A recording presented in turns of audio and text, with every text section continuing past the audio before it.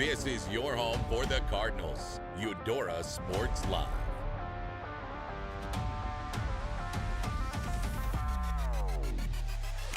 Van Dong in motion. The give is to Moody. Moody ducks down and dives in. He's standing over the ball. He's going to take it quickly. Looking across the field, and he's got it! It's Jude Whalen. And now Addy Hephill puts it away for the Cards. They'll take a 2-set lead. Hendrickson in motion, give to Duncan. Duncan, and he trucks the safety. Is he in? It's time for the Cardinals on your home for Eudora High School Athletics. Eudora Sports Live.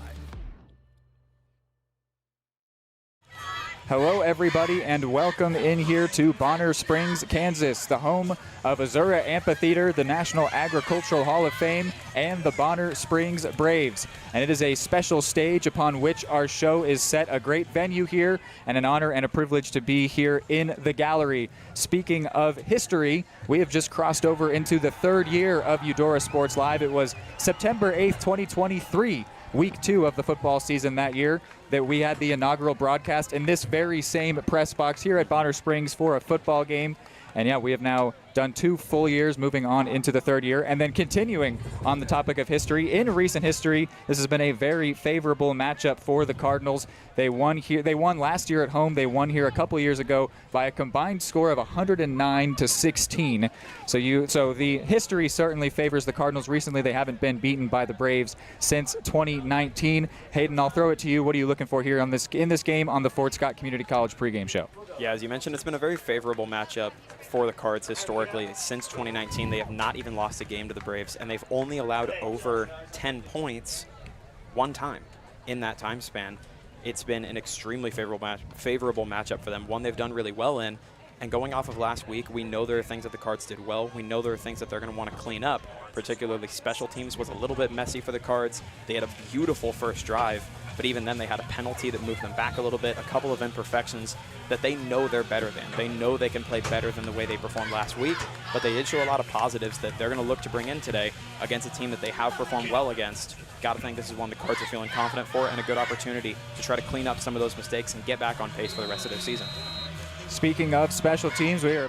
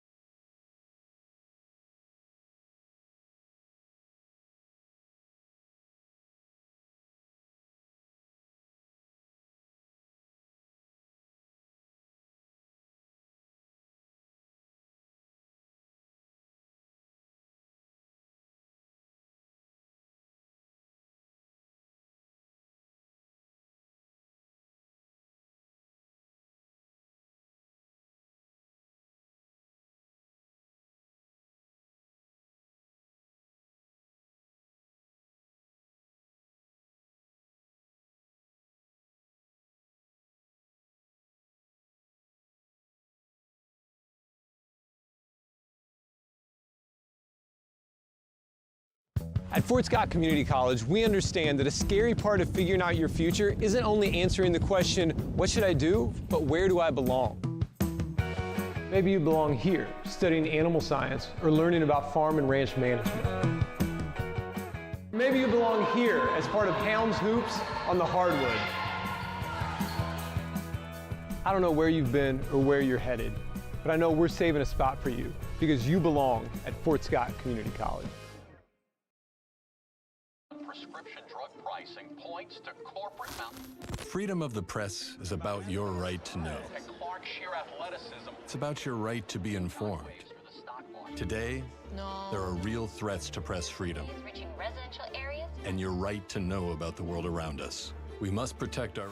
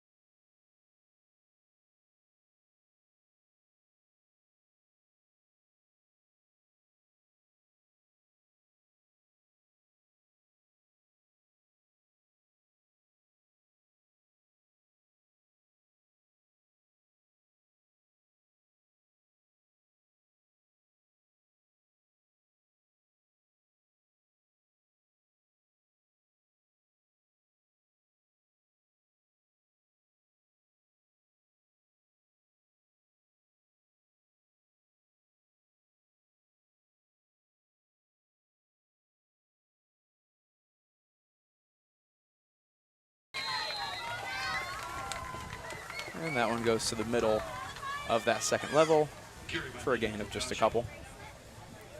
So 7-0 for the Cards, our score.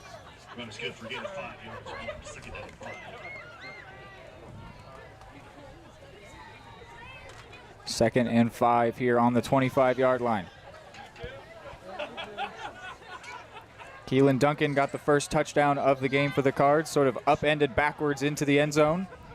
I recall him having a play like that last year. Oh, and this one's on the ground. It'll be recovered by the running back, who is then absolutely crushed by Mulvihill. Oh, you want to talk about energy for the Cards defense.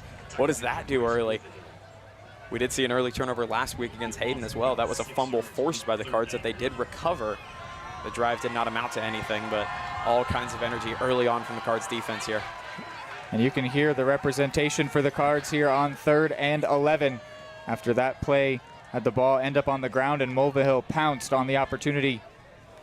So it's now 3rd and long, 11 yards to go on their own 19. Yeah, 3rd down is important, but I think ball control here is even more important. You don't want to have a big play go the other way if you're the Braves. Quarterback looking to throw, eyes downfield, and he's going to test the defender there. That's Des Hubler. He was a star cornerback last year, had a pick 6 in his freshman season. And that one hit right off the hands. I remember an old line from Madden. That's why they're playing defense, because they can't catch. Yeah. But Hubler actually does have a role to play on offense, and he would have liked to have done better with that one there. But in the end, goes down as a pass deflection, and it'll force another punt. Really not a bad situation for the Cards at all. Nope, can't complain about it in the slightest, but you know the kind of competitor Des Hubler is, and all the big plays he was making at the end of last season, he's going to want those kind of plays back. Maybe he just wanted a punt return opportunity instead. And this one's on the ground now. And he's going to be tackled, and it's loose again. And there's going to be a special teams touchdown for the Cards here. That's Riley Nice into the end zone. Massive. That's what it was. Hubler wanted to hype up his special teams unit. Share the love a little. Yep. Riley Nice able to scoop and score. The dropped punt turns into a second touchdown already for the Cardinals. It's 13-0.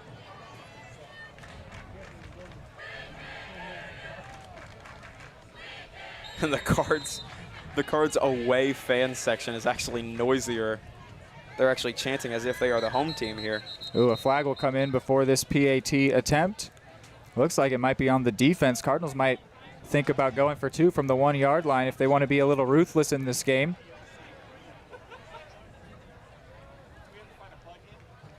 Defense lined up in the neutral zone.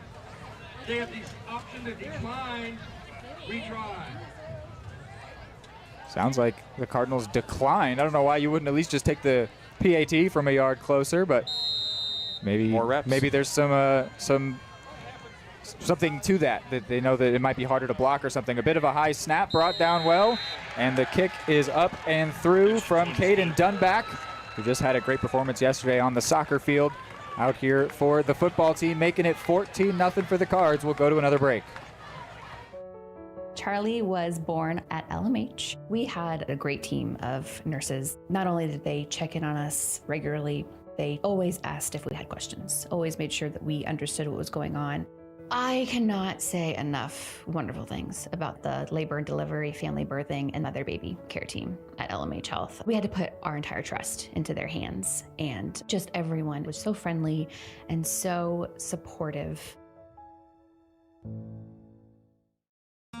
Everybody can make something, because I think everyone has a spark of creativity, and the reason that I have to keep making is because I don't think my life would be as fulfilling without it. If you make things yourself, that means you're not cowering in fear. You're out there Can't hear it in my ears. Welcome back here, 14-0 our score. Cardinals kicking off here once again. This one low driven to the right side. And will it go out of bounds first or out of the end zone? It's a big difference in terms of field position. They say touchback, just barely squeaked inside that pylon. So it'll be another touchback with the Braves starting at the 20-yard line. Kick out of bounds. Oh, no. My mistake. Take the ball at the 35. 35-yard line instead. I'm not sure where the flag came in, but anyway, it is a flag. And so, yes, as I mentioned, a big difference in terms of field position. An illegal kick out of bounds means that the Braves start at the 35-yard line, the best spot they've been all day. It's always a little bit tough to start a drive right after you have kind of a catastrophic miss like that on your special teams. But you've just got to stick to your fundamentals, I think. Just run, move the ball on the ground, move the ball through the air. However you do it, control the ball, try not to turn it over, and try to get those first downs. But the Cards defense has the rear spin back at this point 100%. Here's the 1st and 10 play to the right side. Still some bodies fighting around in there, maybe a gain of 2. Have not yet seen the Braves get out of their own half. They're knocking on the door here somewhat at the 39-yard line. Yeah, certainly close, but you know they're not wanting moral victories necessarily. I mean, you want to drive the ball as far as you can, but a defense is dangerous once they get hyped up. When they've already been playing sound and they've already gotten some big plays to go their way, I have a feeling this Cards pass rush is really about to start to drive home. Here is the 2nd down play, and it's an RPO given outside to the running back here, who's able to get some progress as he works towards the sideline. That's Leonard Fungasha, another senior for this team. Nice RPO play there, a good read by Dalton Caldwell.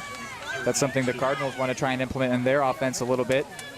If someone is missing a sparkly cell phone, one has been returned up to the press box. And now the sun is beginning to give you and I a little bit more of a break. Yes, thank goodness. Fading back into a pretty portrait instead of a heat ray. I'm sure our equipment probably appreciates it a little bit too. Yes.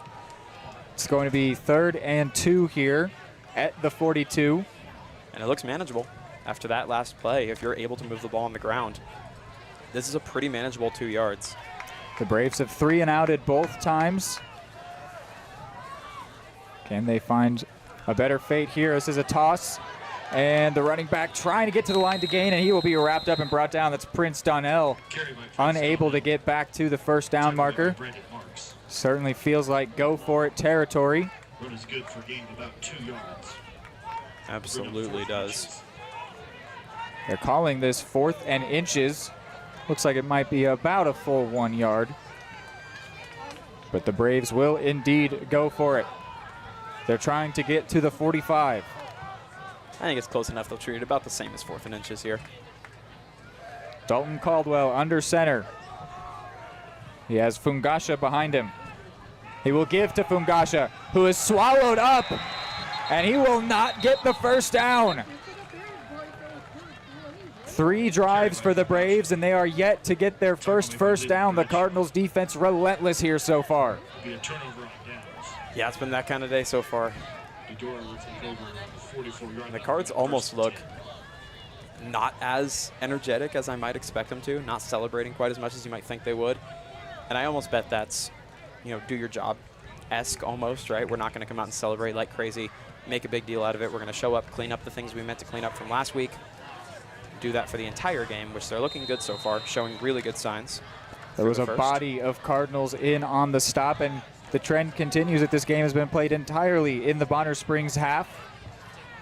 Standing right at midfield is the Cardinals QB, and that will be the case no longer as there is an encroachment on the defensive line. Dead ball. Encroachments on the defense. So a free 5 yards for the Cards means this first down is easier.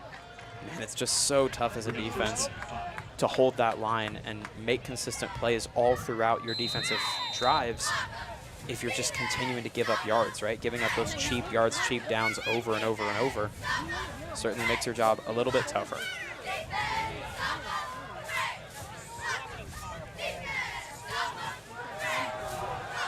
Here's this play, a big run here.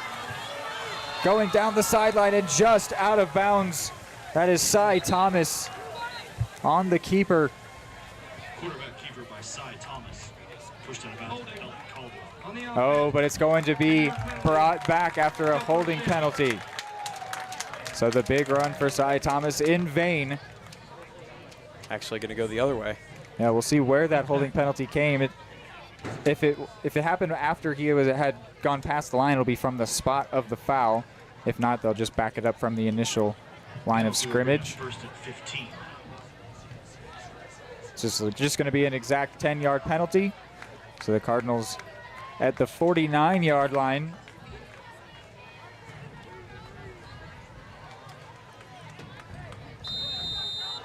Procedural penalties will be something that Coach Steffen is annoyed about for sure.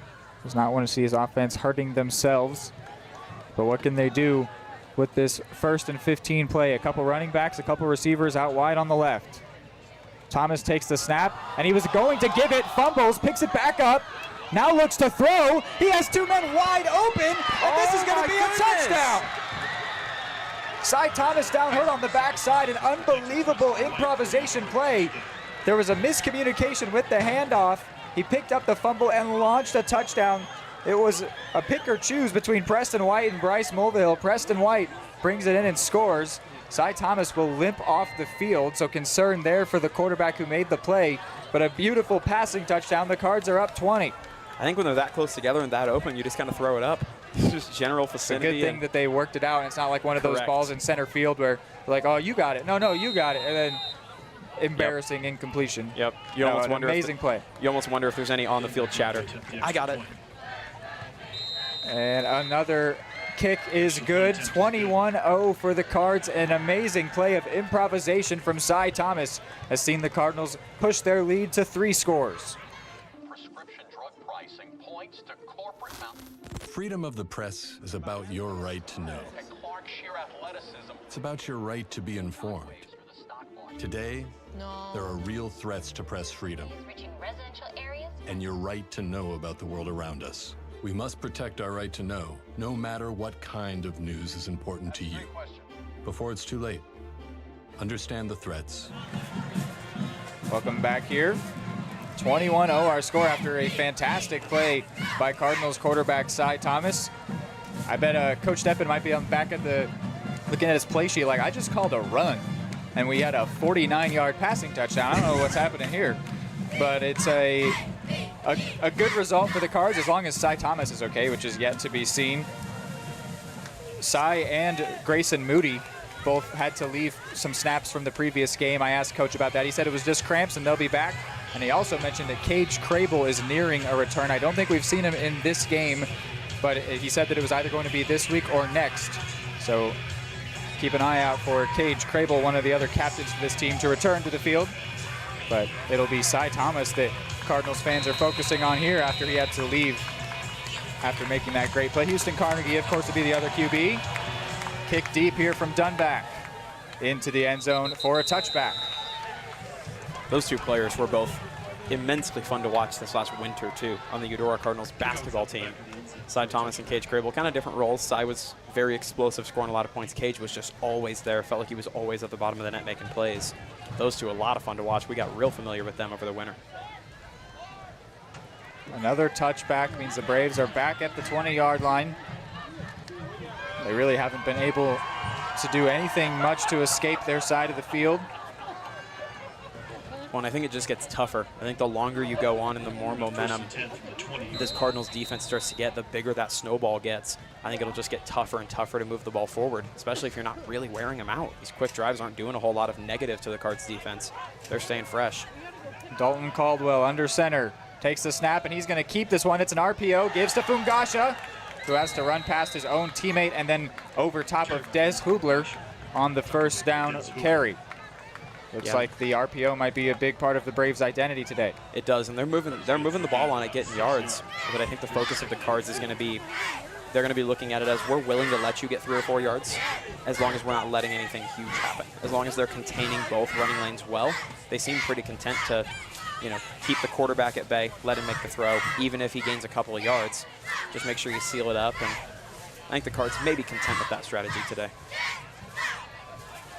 At the 26-yard line after the 6-yard gain from Fungasha on the RPO. In motion, now a give to Fungasha, and he is met immediately at the line.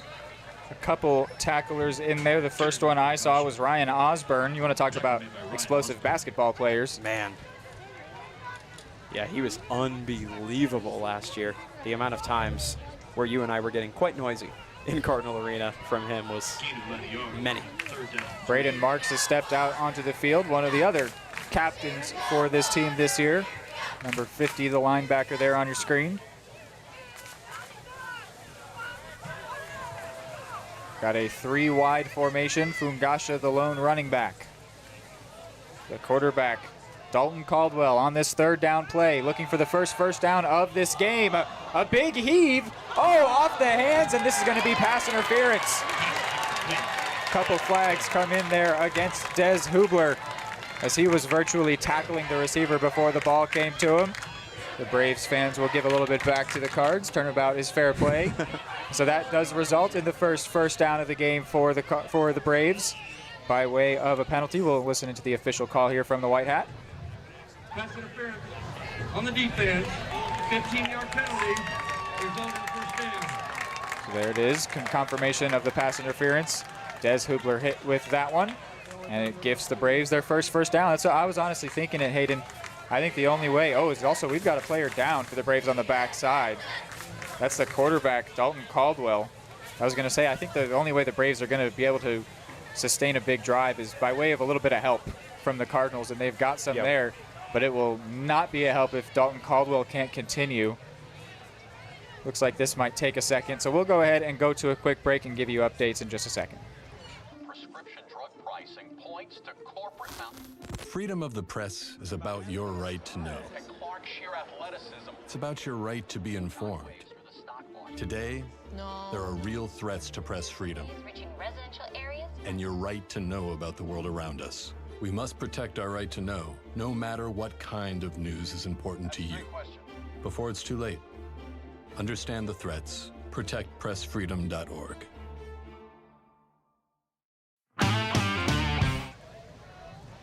So he's walking off the field here, Dalton Caldwell, as Braves Arena has fallen silent. Braves field here fallen silent with concern for their athletic quarterback and defensive back.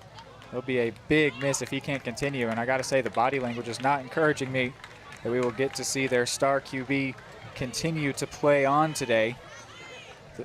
Meanwhile, the Braves have acquired their first movement of the chains in this game. So they've got a bit of a drive going as they try to break into the Cardinals' half of the field for the first time. But they, at least for the time being, will have to do it without their 6'2", 175 quarterback, Dalton Caldwell. Yeah, that's a big hit. I mean, you and I were talking about the read option and how effective that had been for helping the Braves to move the ball. Really the only way on offense that we've seen them continuously and effectively move the ball. Dalton Caldwell's a big part of that. It's going to probably take away or at least hurt the option of the RPO. Yes, because if there's no threat for the quarterback to run, the RPO's effectiveness essentially goes away. Got a new QB under center here. We'll get you the name as soon as we can tell. The new set of downs here, the 1st and 10. It is number 10, the QB that tosses this one back and wrapped up in the backfield, brought down there by Newt Schreiner. It was Prince Donnell on the toss from the new quarterback Ezekiel Gray, and Newt Schreiner blew it up. Yeah, this Cards defense, man, I think they're going to get all kinds of momentum today. Again, as that snowball rolls, every stop they make, every good tackle, every TFL in the backfield, every interception, it's just going to give them more and more and more energy to come out, play hard and play disciplined. And so far we've seen almost all of the defensive mistakes from last week cleaned up really well. 2nd and 13 here. The new quarterback, Ezekiel Gray, another guy that's also listed as an athlete in terms of his offensive position. Gray, a flag comes in on the snap, a throw across to Donnell. He makes the first man miss and is wrapped up by 2 or 3 different cards. Schreiner among them, as well as Colton Bowser. See what the flag is here. It came in right on the snap, so maybe a player's lined up offside, because it looks like you would think this near sideline's getting a talking to. Illegal shift on the offense. 2 guys in motion at the same time. And penalty is declined. 3rd down. You heard it all there from the official. Illegal shift, penalty declined. So the Cardinals willing to accept the result of that play, which was a tackle for loss. So it looks like 3rd and 13, maybe even 3rd and 14. Yeah, it's going to be a long ways to go here, and I think it gives you an opportunity to test the effectiveness through the air. Yeah, I was going to say, let's see what Ezekiel Gray can do with his arm. Right, because there's not a whole lot else you can do. I mean, even if he's fishing for another pass interference, that's a strategy. Yep. Yeah, this is 3rd and long enough that running the ball isn't really a viable option. And you're right, you can throw and play for a DPI. You can throw it and play for the receiver, but interested to see what Ezekiel's got in the tank here. 2 wide receivers, actually a slot as well. Gray does look to throw, rolling to his right, eyes downfield, but he's going to take it himself. And he gets close to those markers and maybe even into Cardinals territory. It will be 4th down, but you got to think they're going to go for it. Oh, after a play like that, you've got to. And that's one of the most threatening plays we've seen from the Braves on offense all day. Yeah, the Cards defense was thinking the same way. They were thinking this is going to be a passing play. Oh. Well, was that a penalty call there? I'm not sure what that sign was from the official. Well, I think the Braves just... Maybe some substitutions there. I'm not sure. Possibly. Anyway, it was a big pickup there. It makes it 4th and 3, so a carry of 10 or 11 for Gray after the defense was looking for a passing play. This is as far as the Braves have been downfield. They've been here before at the 49-yard line. Can they actually make it over halfway? They're going to look to punt here, and that is what they will do, so they do not go for it. I was just not believing that they were going to punt, but now Hubler with the chance to return. He's got some daylight. And the first man, oh, does he bring him down? He does, making the tackle there. Was Spencer Mice wrapping up and knocking over Hubler on the punt. I do also love how the Cardinals were not fooled by the prospect of they're not going to punt it. Many because pooch punts that happened 3 or 4 times last week, I believe. Honestly, I got to say, I was not even looking at the offensive formation. I was just like, oh, they're going for this. Pretty surprised they decided not to. And in the end, it didn't even gain them all that much distance on the punt because it was a really good return from Hubler. But they went for the conservative approach. I'm with you. I didn't expect it at all, plainly. I do love to see that more sound special teams execution from the Cards, though. Here is the first down play. The Cardinals in their own territory for the first time today.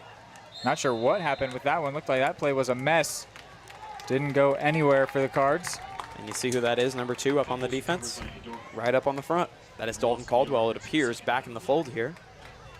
Indeed, working out his right shoulder. Maybe it's going to be something that could keep him from quarterback, but not defensive back. We'll see as the game develops, of course. Right. And there is a quarterback change to the Cards up there as well. It appears to be Houston Carnegie. Yeah, Cy Thomas left injured after that touchdown. So both team starters with some injury issues early, but it also could be a matter of the score. You don't know. Yes. For the Cardinals specifically, as a flag will come in here. Probably something on the Cardinals because the play was blown dead. Dead ball. Defense. Oh. Neutral zone infraction. I don't know if it's normal to completely stop the play unless there was unabated to the quarterback for that, but Cardinals will take the free 5 yards as Houston Carnegie continues to lead the offense here. Yeah, in my experience, you usually let the play run out.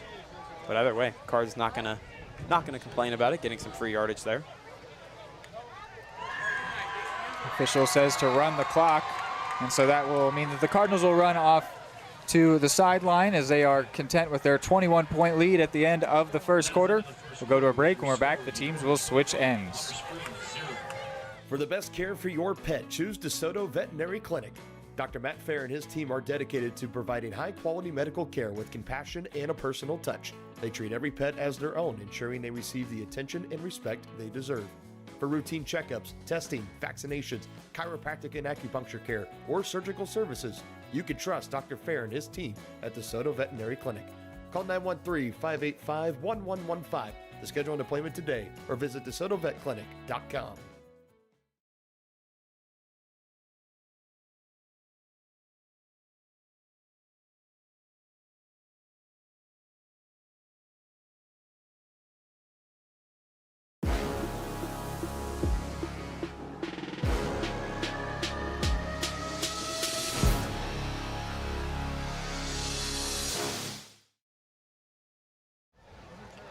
All right, back here for the second quarter as the Cardinals look to try and add on to their score. We've seen a bit of drama, certainly some dramatic plays have gone down in this one, and both teams' quarterbacks have left the field through injury. So a lot of different talking points. A fantastic passing touchdown by Cy Thomas was so far his last action in this game. A fumble, and the Bonner Springs Braves have recovered. A late flag comes in. We'll see what that affects. It was well after the recovery, which was made by number 7, Tommy Harper. We'll see what this is and if it negates it. I honestly don't expect it to, just because of how late it came in, but right, I'm really not sure what it even is. It seems the officials. Yeah, Cardinals defense is taking the field, so they're not expecting anything that will negate the turnover. No. Let's see from the white hat. We have a fumble on the play, recovered by the defense.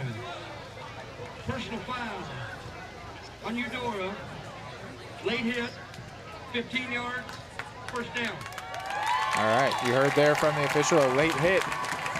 Considering how quick that flag came in, it's almost hard to believe how late it was, but it may have just been away from the ball, something like that. I'm thinking likely a player getting up.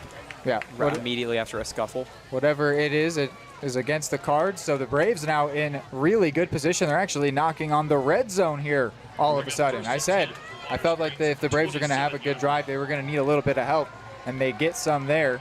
I see Caldwell taking the field, but it looks like he's doing so as a receiver. So I do think that he maybe has an injury to that shoulder, which will keep him from QB, but not from being able to play in this game, as it is still Ezekiel Gray at quarterback for the Braves. 3 wide here, 1 in the backfield is Fungasha.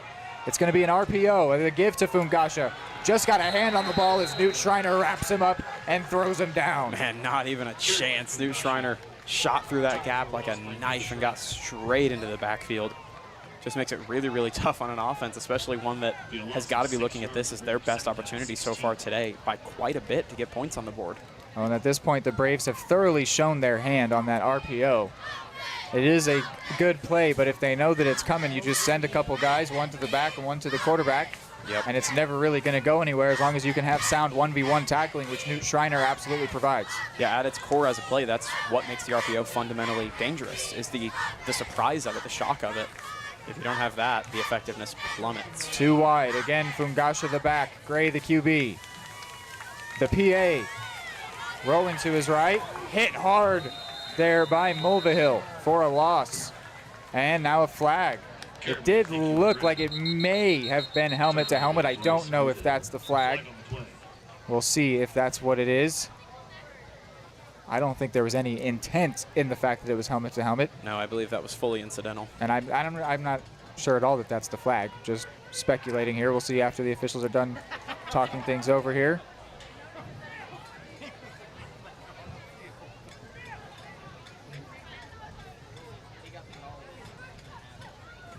I feel like the crew have done a pretty good job thus far in the game, respecting their calls and everything. We'll see what they've got. After the play, unsportsmanlike on Eudora, 15 yards, first down. So not on the hit. It's an after the play, and it was a play that ended right in front of the Bonner Springs sideline, so a lot of opportunity for maybe words to be said or anything like that. Yeah, I think that's what you got to think is that I didn't see that one. Something got chirped or something got said that the official heard, didn't like. But you want to talk about getting some help on a drive. They are now in the red zone thanks to multiple 15-yard Cardinals penalties. And they're going to have to try and hold them off from scoring here.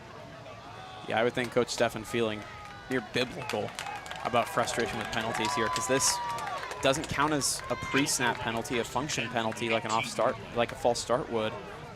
But certainly just a discipline issue, just something you can't have, especially against a team that you're up 3 possessions and consider yourself probably the team that should win. Both of the last 2 years, the Braves have scored 8 points. They're looking to do so here, and news as well. Caldwell back at QB. Maybe that shoulder feeling a little better. A pump fake and now a throw picked. The Cardinals will intercept here. They will not allow a score as Keelan Duncan gets his hands to that one and gets an interception for the Cards. There's Sonic. Intercepted by Keelan Duncan. Man, how tough on the Braves offense. Just feels like no matter what, that was, I would say, the primary catalyst in the Braves moving the ball was mistakes by the Cards. The Cards shooting themselves in the foot defensively. But nonetheless, they make up for it a bit there. Came up huge on defense. And part of that looked maybe like Caldwell wasn't fully able to throw the ball as far as he wanted to. Could have been just a misread. But either way, Cards offense back out on the field in the dread zone. Yeah, far back, further back than they have been all day long. First and 10. So they'll need to be very sound here procedurally.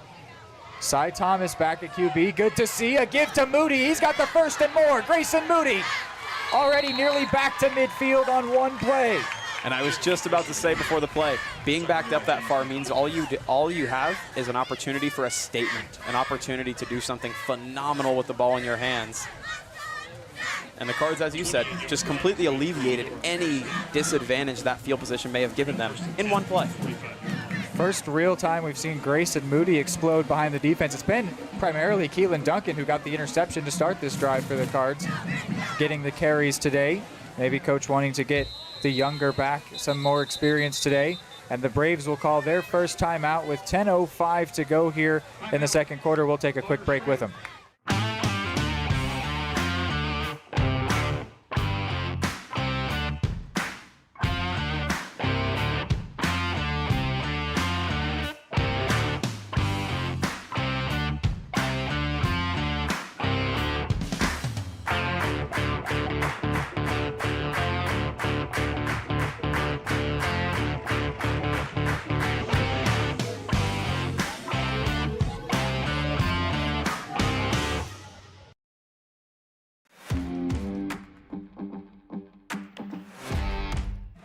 Back here after the Braves took a timeout, 10:02 on the clock. A really good carry from Grayson Moody set up this 1st and 10 in pretty good position. Yeah, and that was something we talked about last week a little bit. I even had it in my notes today. Last week, even though on that first drive we talked so much about Grayson Moody was very effective, I went back and watched it, and on the majority of his carries, even the ones that went for 4, 5, 6 yards, he was getting met right at the line of scrimmage and essentially just falling forward for extra yards, which as the game goes on, you get more tired, those gaps seal up, you just can't do that anymore. I put in my notes that it was going to be massive to keep Grayson Moody clean in the backfield for as long as possible, to not just rely on force to get those yards, but actually give him a gap to run through. And sure enough, the first time he gets a significant gap today, blows it open for a 35-plus yard run. Immediately got the Cardinals out of the dread zone, and here now knocking on the door of midfield, Cy Thomas.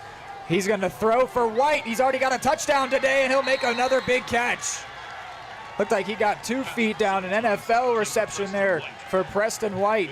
He was in double coverage there, but neither one of them fought for the ball. White goes up and brings it in, and the Cardinals are moving here. 2 consecutive big plays. I love to see a showcase from Preston White, too. We don't see, we know this Cards offense doesn't usually throw the ball super often, super far through the air.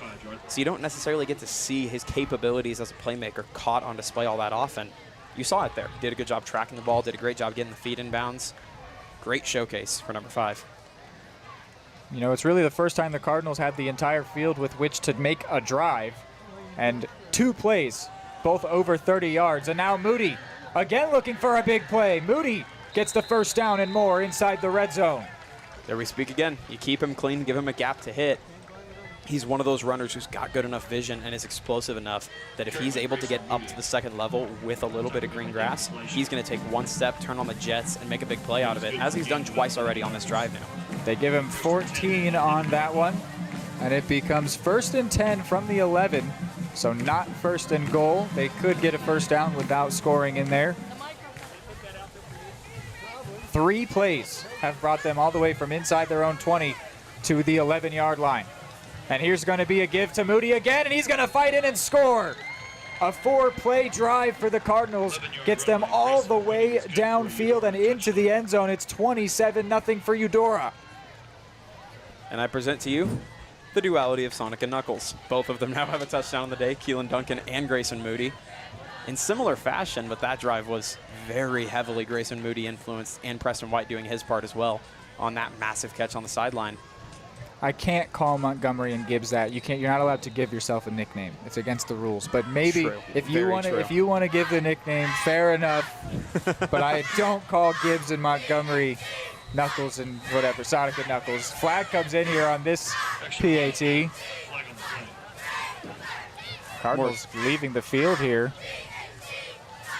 I was a little distracted ranting about Sonic and Knuckles. What happened on that one? It's a little more of... Okay. Oh. Interesting.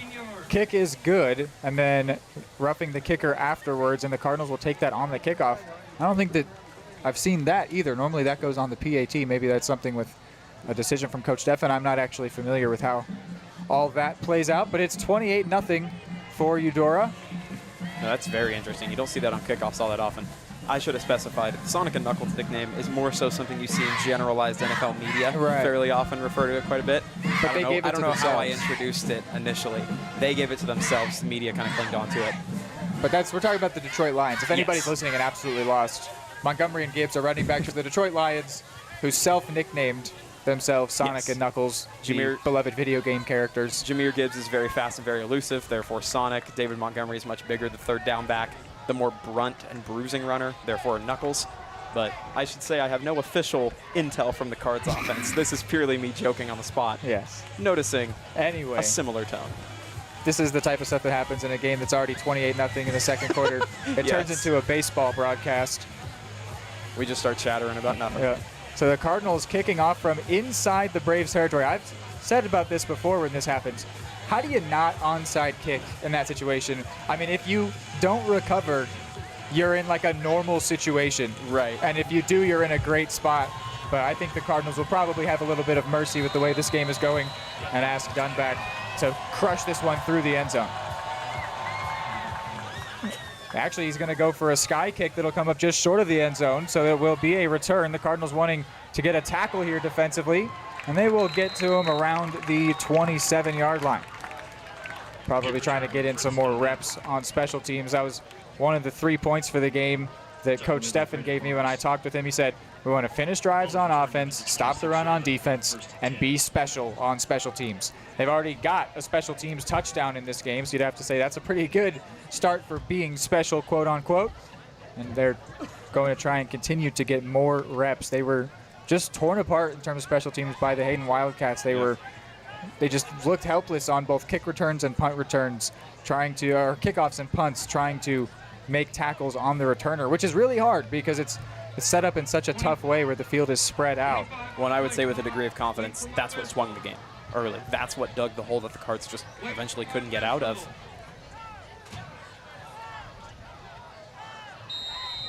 And note the beautiful backdrop that has been given to us by Bonner Springs tonight as well. First and 10 from the 27-yard line. So at the 27, it's again Caldwell at QB. The give to Fungasha, and he's going to slide past a couple defenders and down for maybe 6 or 7. That's a really impressive run. Cards doing a good job at the point of attack, certainly winning the battle in the trenches tonight. But the Bonner Springs Braves have not been without a fight. They've certainly had their fair share of really good play by the offensive line and giving themselves gaps to run through in the run game. Marks and Bradshaw in on the tackle. They actually give him a pickup of 9.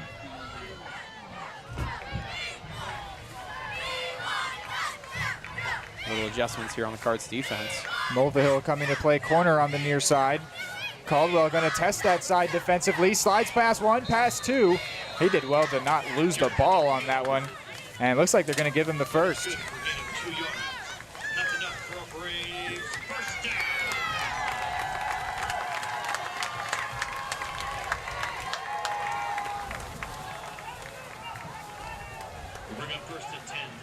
It was sort of like an RPO on that one.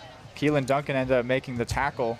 There were a couple backs over there, but Fungasha was actually ahead of Caldwell. Doesn't mean he can't just toss it forward for a forward pass as long as he's behind the line. But in the end, quarterback keeper didn't get them much, but they didn't need much. On 2nd and 1, it's a first down. Caldwell again at QB. It's a much tighter formation. Only one receiver out wide. It'll be a give to Fungasha, who's basically set up at fullback, and his line is going to help him get another big gain on first down. Way to push the pile there.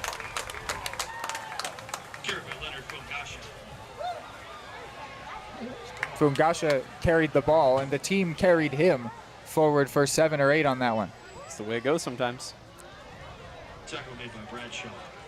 They'll say Leland Bradshaw made the tackle. It's basically his own teammates dragging him past the defense as far as they could get him. Pretty much. The screen says 2nd and 8, but it's about 2nd and 3. Another give to Fungasha. And here we go again. This time the Cardinals get their entire defensive line in there, and they make the stand. The big guys up front were not going to be fooled that time. They said, you can push the pile, we can do that too. Credit the entire defensive line and linebackers, and I think even the safeties got in on it. Oh yeah. I got to think if you're playing in the secondary, that's the kind of play where you kind of run down towards the box. You're like, hold on, like I can help with this. I want to contribute. Hubler was the only one. He said, I'm not trying to break my leg over this. Like you guys got him. There's enough horror stories in the pile of football games, but these are football players. They want the contact. They want to hit people. 3rd and 1. Another tight formation, just one wide receiver. It's James McConico on the near side. Everyone else in the box. It'll be a give to the outside, and Fungasha gets the first before being crushed by Duncan and wrapped up by Marks. But they will give him the first down. And the Braves are moving the ball really well here on this possession. I don't want to move past that hit from Keelan Duncan, though. That was really well a really good textbook hit. Lowered the shoulder, didn't lower the helmet, though. And he was the hammer. Meanwhile, something to note here, Prince Donnell, one of the running backs for the Braves, appears to be over here on the sideline. I think, I might be seeing his number wrong. There's somebody without their uniform or helmet anymore, so they've been removed from this game for the Braves. We'll see if we can find out what number it is. Prince Donnell goes in motion, so it's not him. He gets the toss here. Proving me wrong. Wrapped up really well by Hubler. I think he got 1. So it's certainly not him that's out. It looks like a number 23, but obviously it must not be on this uniform. It's tough to tell. It's sitting on the ground, kind of wrapped up now. Anyway, I digress. The first down toss went for about 1 yard. Side note, I absolutely love seeing Des Hubler being an impact player for the Cards here. It's only going to grow more and more as he continues to grow. Yes, he was a diamond in the rough late last season for me. One of the players who I really clung to, who I loved watching him in pass protection and in coverage. He was so good at it. Looks like we've got a timeout here with the ball at midfield, so we'll go ahead and take a quick break. It's Eudora taking the timeout. At Fort Scott Community College, we understand that a scary part of figuring out your future isn't only answering the question, what should I do, but where do I belong? Maybe you belong here as part of Fort Scott Community College's John Deere Tech program. Maybe you belong here as part of the perennial playoff-bound Greyhound baseball team. I don't know where you've been or where you're headed, but I know we're saving a spot for you because you belong at Fort Scott Community College. Your home for live.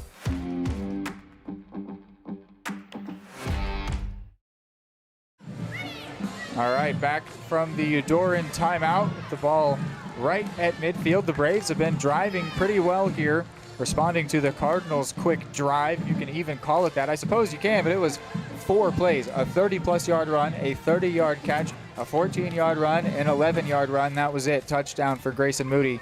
Cards moved extremely efficiently on their last drive.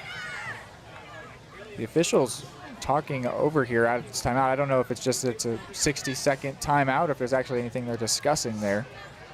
We've seen them throw in a few flags after plays, but I feel like they've done a good job in this game. Yes, yeah, I agree. I haven't seen the extracurricular stuff they call, but I trust that they're not throwing it in there for no reason. I mean, if they have been fixing this game against the Cardinals, it's not working. 28-0 here in the second quarter. That's a nice touch to add. When there's no question, about it. It's easy to appreciate the officiating when you're up pretty comfortably. 2nd and 10 here, right at midfield. Again, another tight formation. Going in motion, one of the backs. It's going to be a fake toss, and now a throw to the left side. Hubler, who's got it? He got that. He caught that ball. It looked like Hubler might have picked it for a second, but Tommy Harper, the sophomore tight end, in 1v1 came up with it, basically ripped it out of Hubler's hands. The Braves continue to drive. Certainly looked like Des Hubler did have a good hand of that one, but pure power.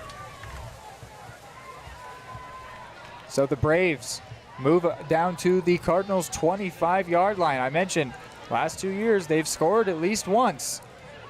They looked likely to do it on their previous drive, but then an interception by Keelan Duncan put a stop to it. What will happen here? Another 1st and 10 in a dangerous part of the field for Bonner Springs. Caldwell wants to throw, rolls to his right, RPO fumble. Fungasha picks it up and is brought down immediately. A quick tackle there by Garrett Golay, who was hoping to come up with the ball, but instead will settle for the tackle. Oh, Fungasha very well prevented this disaster for the Braves also, right there. super lucky that it bounced right up to him. Yes, absolutely. There is a Brave down on the field. Wow, and he's in some real discomfort here. Officials going to take a timeout.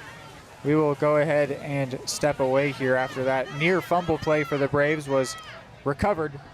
2nd and 13 when we're back. Your home for live, local sports. Varsity Sports Live delivers professional level coverage with high-quality video and broadcasters that know your schools and community. Touchdown, Tonganoxie! With the support of local businesses, you never pay to watch Varsity Sports. Live, local, free high school sports coverage. That's Varsity Sports Live. Grass gets it away. Moore's down the middle. And he makes the catch in the end zone. Touchdown, Trojans. Keep up with the action at varsitysportslive.com. Live, local, free high school sports. At Kansas City.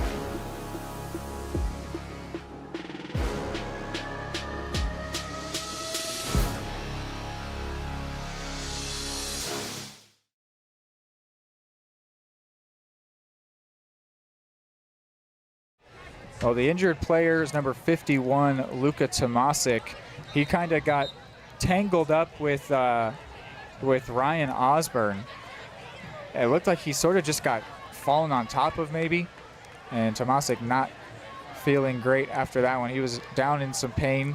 A second player, well, really a third player injured in this game, but Caldwell's been able to return. A second player for the Braves specifically, I'm saying, as they already have one player out on the sideline. One of their offensive linemen having to leave in the midst of this really encouraging drive for the Braves. 2nd and 13. A running back in motion. This time a give up the middle, Fungasha. They're trying to show some different things from this same formation. Yeah, and it's working. That's, you and I talked a little bit last week about. Good news real quick, Tomasic heading back out onto the field. Go ahead, continue, Hayden. Love to see it. You and I talked a bit last week, though, about the difference and the importance of being able to run multiple different effective plays out of the same formation. Because if you need to completely switch packages or switch personnel in order to change to an effective play, that's an easy tell for the defense to know effectively what's coming.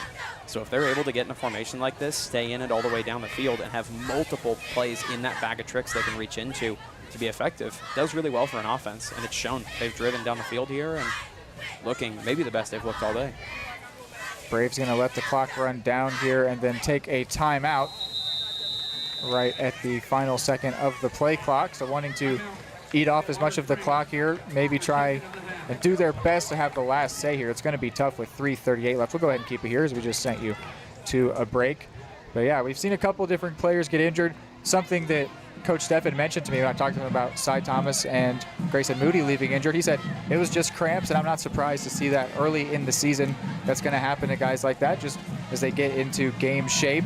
Maybe that's what happened for Tomasic there. I'm pretty confident in saying it's not what happened to Caldwell. It seemed like it was a real shoulder injury for him, but he's decided to continue on at QB. But yeah, there's going to be stuff like that as the season kicks off, gets underway. It's so crazy how quick it starts and then it's over. It's only an 8-week regular season, and so even though we're in week 2, we're a pretty significant percentage through the season already at that point.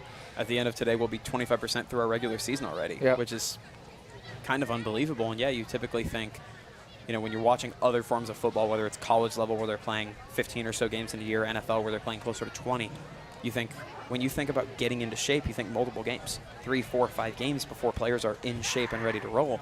Here, 5 games puts you over your halfway point. Yeah, that's what the Jamborees are for with these guys, and the Cardinals did a lot of that, did some good preseason preparations. I suppose while we're here, go ahead and read you through some more of the answers that I got from Coach Steffen. I've been trying to shoehorn it in here and there. I asked him what he learned about his team in the game against Hayden. He said, I think we showed a couple things that will be important if this team gets to where I think it can. We played great defense against the run, and we didn't quit when one part of our game let the others down. We have a great group of seniors who have played a bunch of varsity games and are great leaders. They kept us going even though we didn't execute at a high level on special teams and offense. Special teams was on the coaching staff, and the offense was a combination of really good defense and poor execution at times. He also mentioned later that he loves playing Hayden week 1 to learn here. Hayden has a receiver open. Not Hayden, excuse me, the quarterback Caldwell. And he finds his receiver. The Braves have scored. James McConico found some space behind the defense. And that's something that did bite the Cardinals last week against Hayden. Yes. And the quarterback, Dalton Caldwell, the shoulder looking fine on that one, locates his sophomore receiver, and they've got points on the board. And that's a really tough throw, too. That back corner pylon ball with a DB playing coverage is not an easy throw whatsoever. So really, all the applause over to the Braves. And now, and Caldwell for is being there able a to make flag here? Oh no. You can see really upset is the receiver, James McConico, heading to his sideline. There was holding in the build-up for that play, so the touchdown wiped off the board. That one's pretty devastating. Such a good play, and something the Cardinals still need to work on. They've been too vulnerable over the top like that. Yes. It's too easy of a play to let up, but they get away with it for now. Oh, that is devastating. You got to feel for the Braves offense there. So that means it's a big third down here. It looks like a 3rd and 20. The give to Fungasha. Try and get back as much as they can here.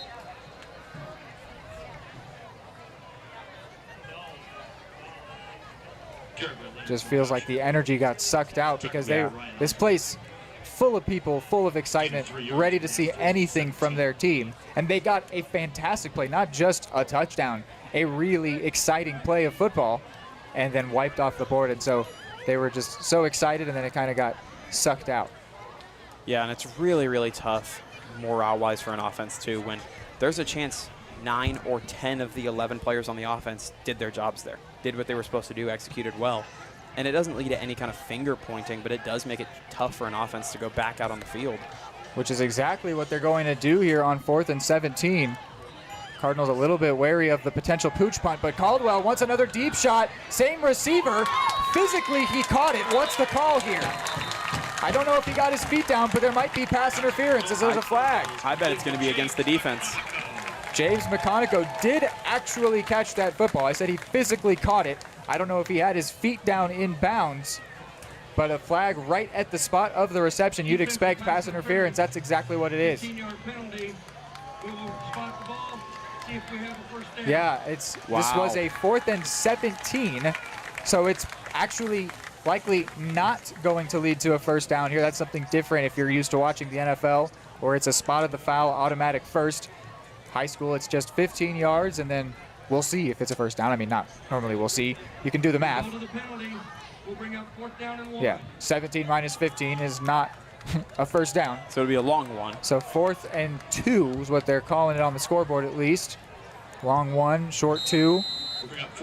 It is still a 4th down situation here, but the Braves a lot closer. Honestly, Yes. I mean, I don't know what their kicker's range is. This is pretty darn near to field goal range if that's something they have in the locker. Yeah, but they're going to want to try and score here offensively, it looks like. Well, 4th and 1 is also infinitely better from a play calling standpoint than 4th and 17. Ezekiel Gray goes out wide. We've seen him play some QB in this game. The near receiver, the one who's been targeted, is McConico.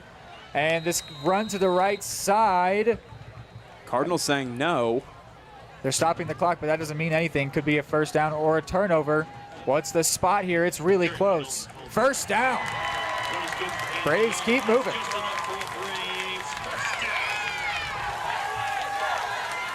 Says quite a bit for energy again. This place is woken up. The Braves have left the scoreboard blank on their side in anticipation of putting that touchdown back up there, which they had a few plays ago before a holding penalty negated it. Braves have really been driving here. They've grown into this game, it would seem. 1st and 10 from the 15. This same formation they've been running all drive. A couple wide. Gray on the left, McConico on the right. Fungasha, the main back. He'll get the ball here. Fungasha keeps up for a while, and he'll be down inside the 10-yard line. You think the Braves are motivated to get points out of this drive or what? Oh, yeah. He was able to tiptoe through there, Fungasha, and pick up 6 yards.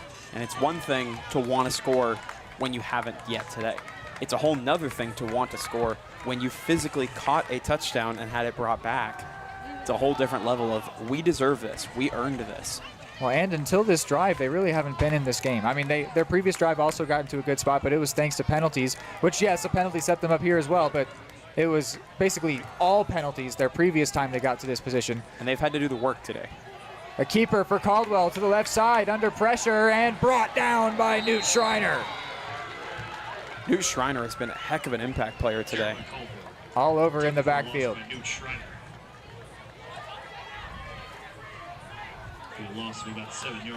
So 3rd and 11. Student section as lively right now as they've been all night.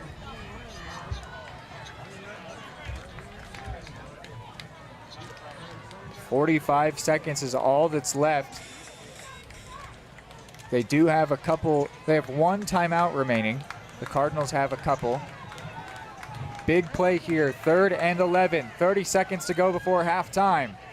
Caldwell wants to throw, will throw. He had a man, it's tipped and incomplete. Oh! Incomplete, it did hit the ground. Trying to get underneath it was Colton Bowser. It bounced off the hands of McConico, who was trying to get back into the end zone, a bit of redemption, but it bounced off his hands. And McConico was open too. Had all the leverage, was put in a good spot.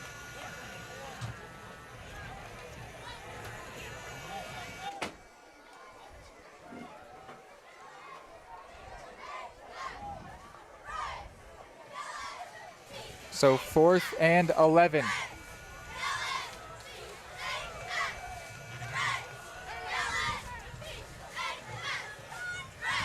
Will the Braves be able to score? Not much time on the play clock. 3-2-1. They'll call their last timeout. That's costly.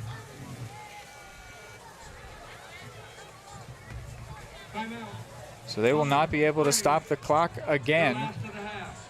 With 25 seconds to go, if they were to convert now, they'd probably have to spike it or go no huddle at least. As they take their final timeout. The Cards have a couple remaining, but they will not be interested in using any, at least not until they maybe force a turnover on downs. What do you think of the Braves calling the timeout there?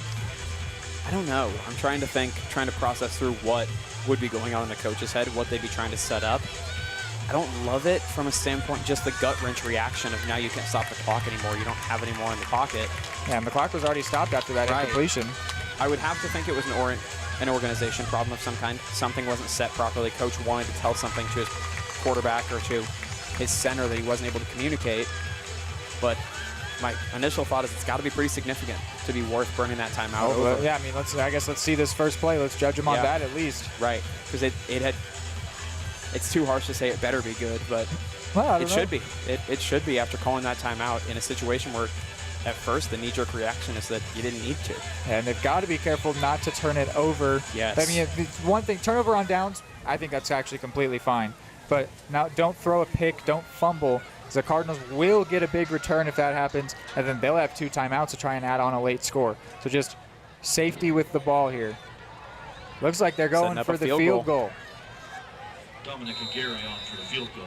We'll see the range here of the kicker, Dominic Aguirre. And it's a low-driven kick, and good. Beautiful. Very nicely done. You don't see enough of that at the high school level. The Braves are on the board. A score of 28-3. Surely no one could come back from that score. You just had to say it, didn't you? Just had to say it. So the Braves do get on the board. Well, they did, didn't they? I saw a couple of Cards celebrating when they walked off. It looked like a good kick. I didn't see the signal but from the ref. I guess not. The Cardinals setting up to play on offense. Apologies. It'll be 1st and 10 for Eudora from the 20-yard line. No, that kick was no good. Apologies here. We weren't paying close enough attention to the official signal. Yeah. It just looked like a good kick to us from the naked eye. But it is still scoreless for the Braves. 28-0 after the missed field goal. Man. Cy Thomas. Flag comes in. Thomas got away from the tackler. And now knocked down around the 35. A really good run from Cy Thomas. 3 different flags came in there. You got to think it's probably holding in the backfield, but we'll have to wait on the official and see what the true ruling is.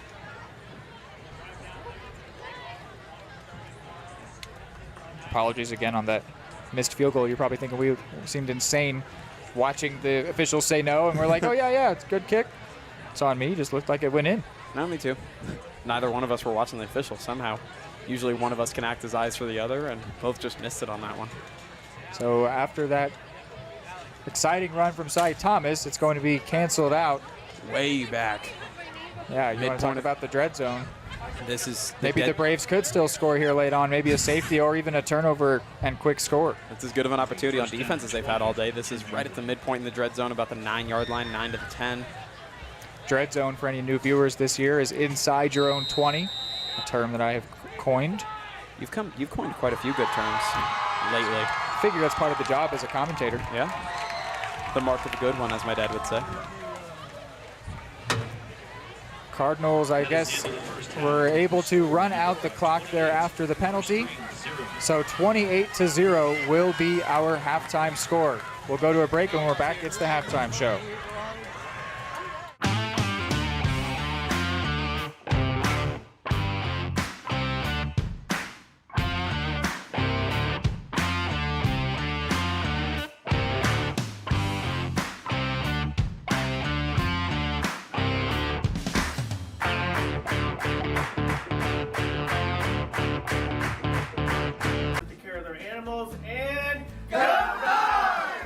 Schedule an appointment by calling 785-542-3265 or visit eudoravet.com.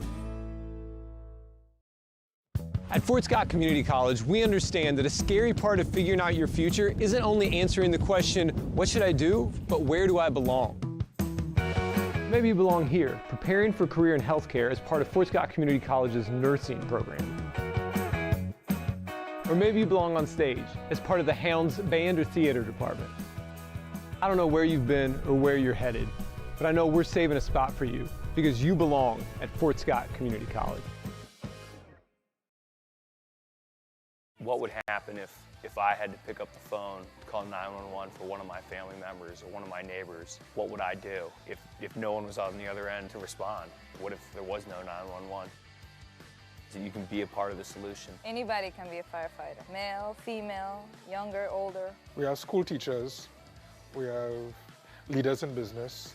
Is me, you, anyone that wants to be. There is no typical firefighter.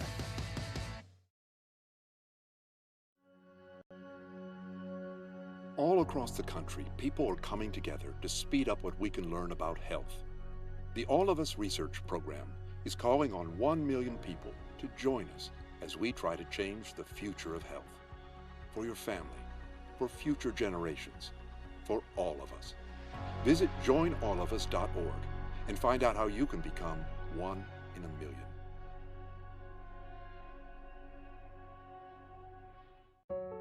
Charlie was born at LMH. We had a great team of nurses. Not only did they check in on us regularly, they always asked if we had questions, always made sure that we understood what was going on. I cannot say enough wonderful things about the labor and delivery, family birthing, and mother baby care team at LMH Health. We had to put our entire trust into their hands, and just everyone was so friendly and so supportive.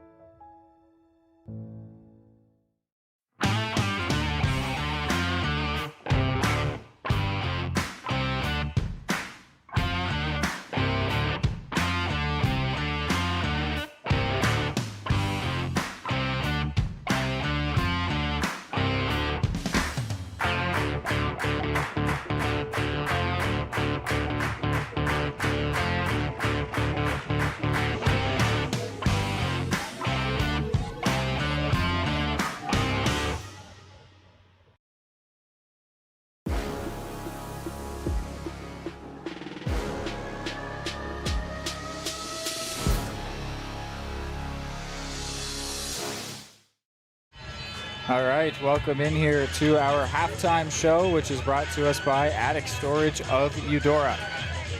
Attic offers climate-controlled units, RV and vehicle storage, plus clean, move-in ready spaces. As a veteran-owned, community-focused business, Attic features monitored 24/7 access with friendly on-site managers. Rent, reserve, and pay online anytime at atticjazzstorage.com. While we're here, our opening kickoff was brought to us by Wolf Diagnostic and Automotive. Missed them in the frantic of the starting of this game. Since 2005, Wolf Diagnostic and Automotive has been keeping Eudora moving. You can find them at 208 East Street. From tune-ups to major repairs, they service all makes and models with honesty and care. Call 785-542-5152. That's 785-542-5152 today. And Wolf Diagnostic will get you back on the road quickly. So, Hayden, we can look back at this first half. 28-0 is our score. Cardinals did pretty nicely, just reading off the scoring plays. Keelan Duncan with a nice rushing touchdown to start our scoring. Then Riley Nice on the scooped up, dropped punt attempt that he then was able to take in and score. Preston White with the wide open touchdown, which was an amazing play by Cy Thomas, but a great job by White as well to make the play. And then there was a Keelan Duncan interception, followed by a Moody 30-yard run, a White 30-yard catch, and then two greater than 10-yard Grayson Moody carries, resulting in a 4-play touchdown drive. Other than that, we saw some big plays for Bonner near the end, including a negated touchdown as well as a missed field goal. They showed some real late signs of life, trying to push back into this game, but the Cardinals have shut down those attempts so far. I think there are some signs, though, that they need to continue to apply pressure here. Don't give up. Don't think the 28 is enough, and I don't fear that they will, but certainly Bonner showing that they can have a foothold in this game. What do you make of this whole first half? Yeah, I think that the thing that sticks out in my mind is that last scoring drive from Eudora really was decisive from, I believe they were over 80 yards out when they first got the ball. Yeah. To do that in just 4 plays, do the averages, it's around 20 yards a play, which is unbelievable. Really, really strong first half from the Cards. And I think we kind of expected it to be with how this matchup has gone in previous years and how the Cards looked last week, some of the signs they showed. I think you and I both expected them to come out and look strong today. But what I kind of didn't expect was that as we push closer to the end of this first half, the Braves would start showing legitimate, palpable signs of life here. And I think not scoring before half is going to sting quite a bit. If they come out in the second half and look just as good and start thundering back into this, I think you're going to look at missing that field goal or just having that 4th down to begin with, that holding call that called back the touchdown. You're going to look at that and go, man, if they would have gotten that, let's say they come out and look really good and score 2 touchdowns in the second half, you're going to be going, man, what could have been? That would have been massive. But right now we just got to look forward on what they could show in the second half. They looked really good. We're running the ball well. We're moving the ball pretty well in all facets. Thank goodness their quarterback situation looks more solved. They look healthier at quarterback. That injury from earlier in the game to Caldwell looks to have been somewhat resolved. But I think the Cards just look really, really strong today. They just look strong in all 3 phases. The special teams has fixed itself, seemingly. Of course, it's not itself. They look to have put in a lot of work. They've helped out the special team situation a lot. They haven't had any of those major gaps that they had last week. They've actually done the opposite. Scored that special teams touchdown, saw a gap, took advantage of it, I had it in my keys to the game that they wanted to capitalize on mistakes. They could not let opportunities slip away again, especially against good teams. And they did that today. They're having opportunities present themselves so far, and they're doing a phenomenal job of capitalizing on them. I think there are still things Coach Stefan will want to clean up. The pre-snap penalties are still an issue, it seems, but they're better. All facets of the game seem to be cleaned up for the Cards, and now the focus just becomes keeping your eyes set on that third and fourth quarter and ensuring that the Braves aren't able to claw their way back into it. Well, yeah, and it was an interesting second half. I mean, I'm still honestly not fully quite sure what to make of the second half that the Cardinals had against the Wildcats last week, because it was completely scoreless in the end, despite the Wildcats getting pretty close at times. The Cardinals got really close on the first drive, which ended up with an interception being thrown by Houston Carnegie, and then that was kind of the best chance they had in the full second half. But it did end up being scoreless, and they shut down a spectacular offense in the Hayden Wildcats, who were trying to score. They did not pick up the pedal at all. I asked Coach Stefan, what did you make of that scoreless second half? And he said, I feel like we knew our defense was going to be pretty good after this summer going against some really good teams. That said, we had 2 big plays in the pass game that led to 14 points that we gave up. Hayden is back-to-back state champion runner-ups. They have elite players, but we have to limit teams like that to earn their scores, not through big plays in the pass game. That said, the catch that Four made was pretty impressive. Talking about one of the plays where they got beat deep, which did happen again here, but it was assisted by a holding penalty, so we'll let them off the hook for now. But there's something to keep an eye on there. They need to work on vulnerability over the top. But yeah, it was an interesting second half in that game. We'll see what we have here. The Cardinals certainly, if they could pick one side to not be scoreless, they'd always say offense. I don't know what I'm trying to say here. They want to score. They points. They do not want to end this game with 28 points on the board. No. And if you're looking at it from the Bonner side of things, they absolutely want to just get something up there. Even if it had been that 3, they would have wanted more than that. And I honestly kind of expect it at this point. And that's something the Cardinals will want to shut down. Like, the Cardinals, they want that shutout. You know they do. I feel like they're capable of it, but the Braves are really going to make them prove it. So it'll be something to keep an eye on in the second half. We've got about 3 minutes left before the second half kick, so we will go to one last break here on our Attic Storage of Eudora halftime show.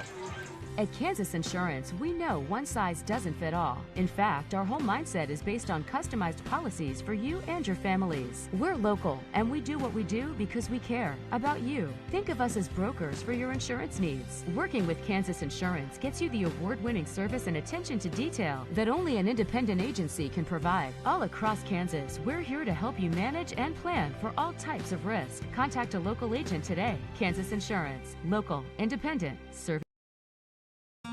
Everybody can make something, because I think everyone has a spark of creativity, and the reason that I have to keep making is because I don't think my life would be as fulfilling without it. If you make things yourself, that means you're not cowering in fear.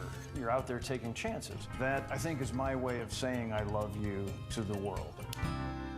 All right, now I want to hear why you make. Share your own Why I Make story today. Visit whyimake.org.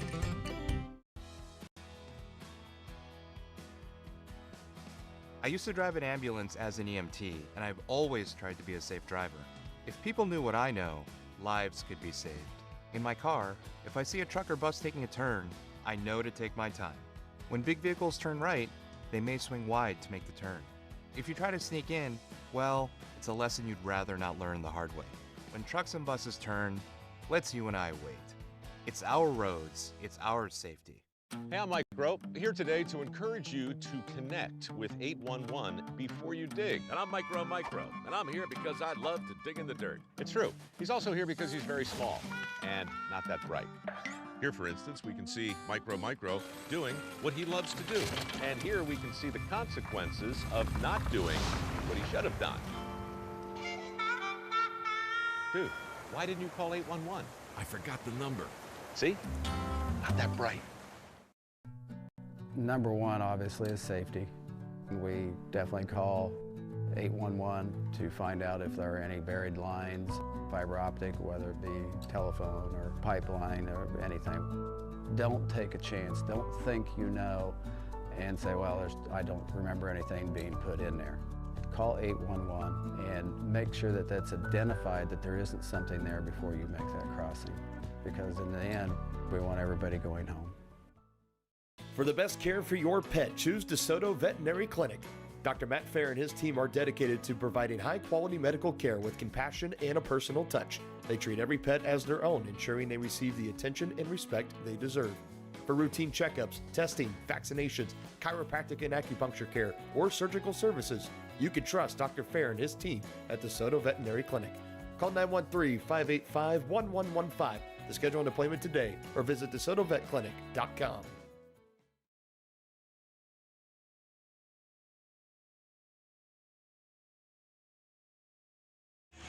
All right, so the 3 minutes elapsed, and the Cardinals have still not emerged from their nest. So there they are, finally coming out to the field. They've thrown another 2 minutes up on the clock. We'll go to one last ad break, and then when we're back, it will be the second half. I can almost promise you. Charlie was born at LMH. We had a great team of nurses. Not only did they check in on us regularly, they always asked if we had questions, always made sure that we understood what was going on. I cannot say enough wonderful things about the labor and delivery, family birthing, and mother baby care team at LMH Health. We had to put our entire trust into their hands, and just everyone was so friendly and so supportive. Everybody can make something, because I think everyone has a spark of creativity, and the reason that I have to keep making is because I don't think my life would be as fulfilling without it. If you make things yourself, that means you're not cowering in fear. You're out there taking chances. That, I think, is my way of saying I love you to the world.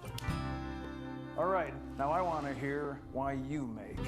Share your own Why I Make story today. Visit whyimake.org.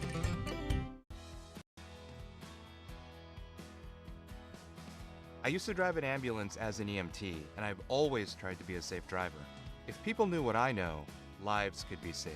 In my car, if I see a truck or bus taking a turn, I know to take my time. When big vehicles turn right, they may swing wide to make the turn. If you try to sneak in, well, it's a lesson you'd rather not learn the hard way. When trucks and buses turn, let's you and I wait. It's our roads, it's our safety.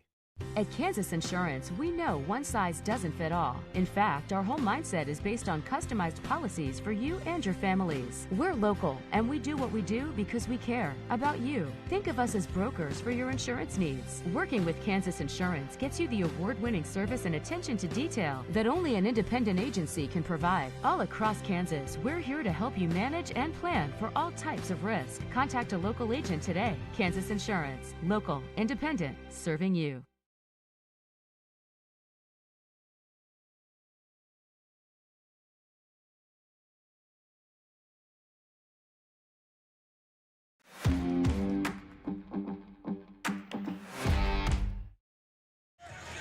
All right, back here once again in our attic storage of Eudora halftime show, as there's only 10 seconds left on the clock here before the teams get back out on the field. Should be a good second half here. We're going to see the Cardinals want to try and not take their foot off the pedal, try and keep scoring. And we'll see the Braves try and score for the first time in this game, which they have gotten eerily close to a couple times in this game. Yes. I think they've really grown into this game. We'll see what the halftime break does for them. If there's any adjustments, maybe it lets some people ice up some injuries that might have been bothering them, some bruises.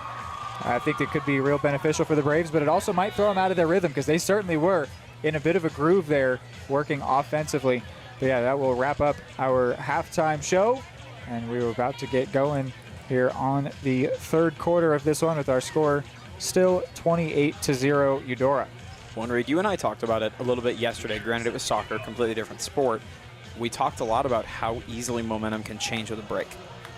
You know, of course, different sport, but I think that still applies where if you've got this run of momentum, this snowball again that's just gotten bigger and bigger that you feel like is rolling, having that cut off for a brief break or a longer break like we just had, sometimes that can do real things to a team's momentum. So it'll be fascinating to see what it does here for the Braves. Hubler and White back deep to return. The kickoff will go high and deep. Hubler will take it out to the 30 already. Cuts at the 35, 40. Hubler still on his feet and brought down at the 40-yard line. A nice return to start the second half for the Cards. That was prime Le'Veon Bell aspects of patience. He got to the 30 without even touching anybody. Well, and he wasn't really sprinting either. He was kind of high-stepping his way all the way into the pack, just waiting on those gaps and sliding through them as they opened up. Really impressive from the youngins still on this Cards roster. A great return by the sophomore. Puts the Cards in a solid spot here for their first drive of the second half. Man, I forget he was only a freshman last season. Very impressive season that he had. Yeah, we've already covered this base that I was a Des Hoobler fan last season, but 2 wide on the left side, including Hoobler in the slot. Quarterback takes the snap and gives. Cy Thomas hands off to Grayson Moody. Moody with the head of steam. Turns the corner at the 40 and pushed out at the 35. Grayson Moody with another big carry. Beautiful run. I mean, truly just finding a gap. He actually had a Braves defender in the backfield hanging off the shoulder pads and did a really good job to shake that one off. About a 25-yard run there.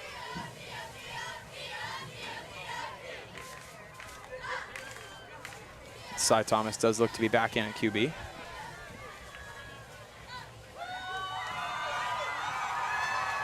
Again, 2 wide, set up a little differently over there this time, and it's going to be a screen play to Hoobler.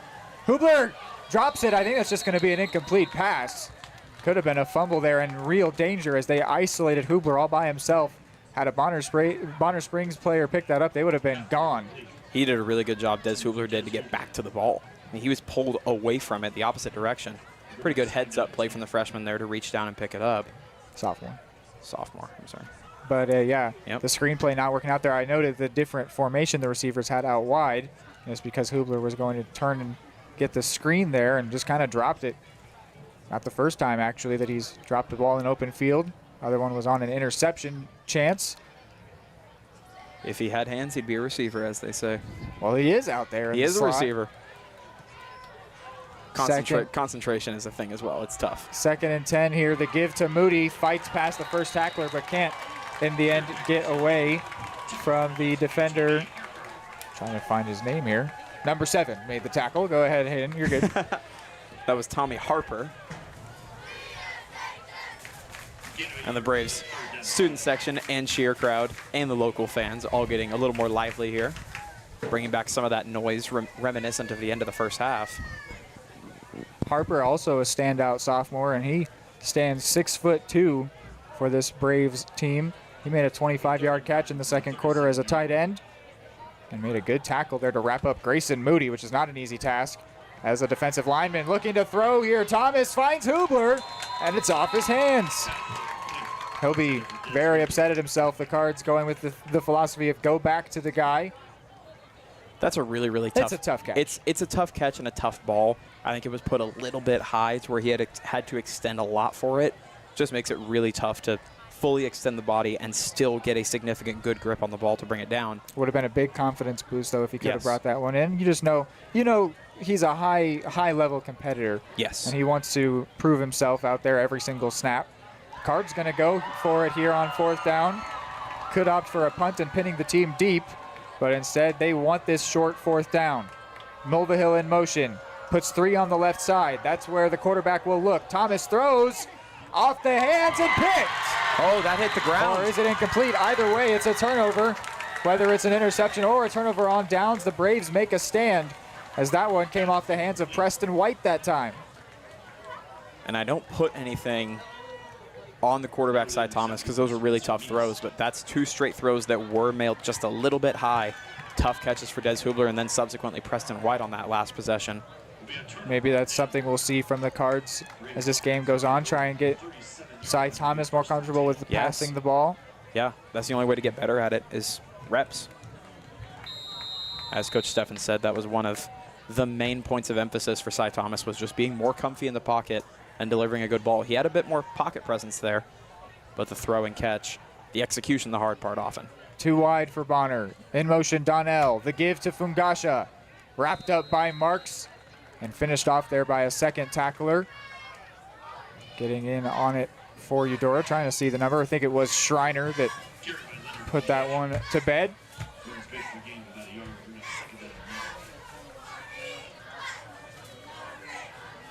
So 2nd and 9, the Braves with their first chance in the second half to show what they can do on offense. They were moving pretty smoothly. I still stand by that. I think if they're going to have a successful drive, they'll have to have a bit of help. Both of their 2 drives that have threatened have had at least one 15-yard penalty in the buildup. But the Cardinals have granted them that help.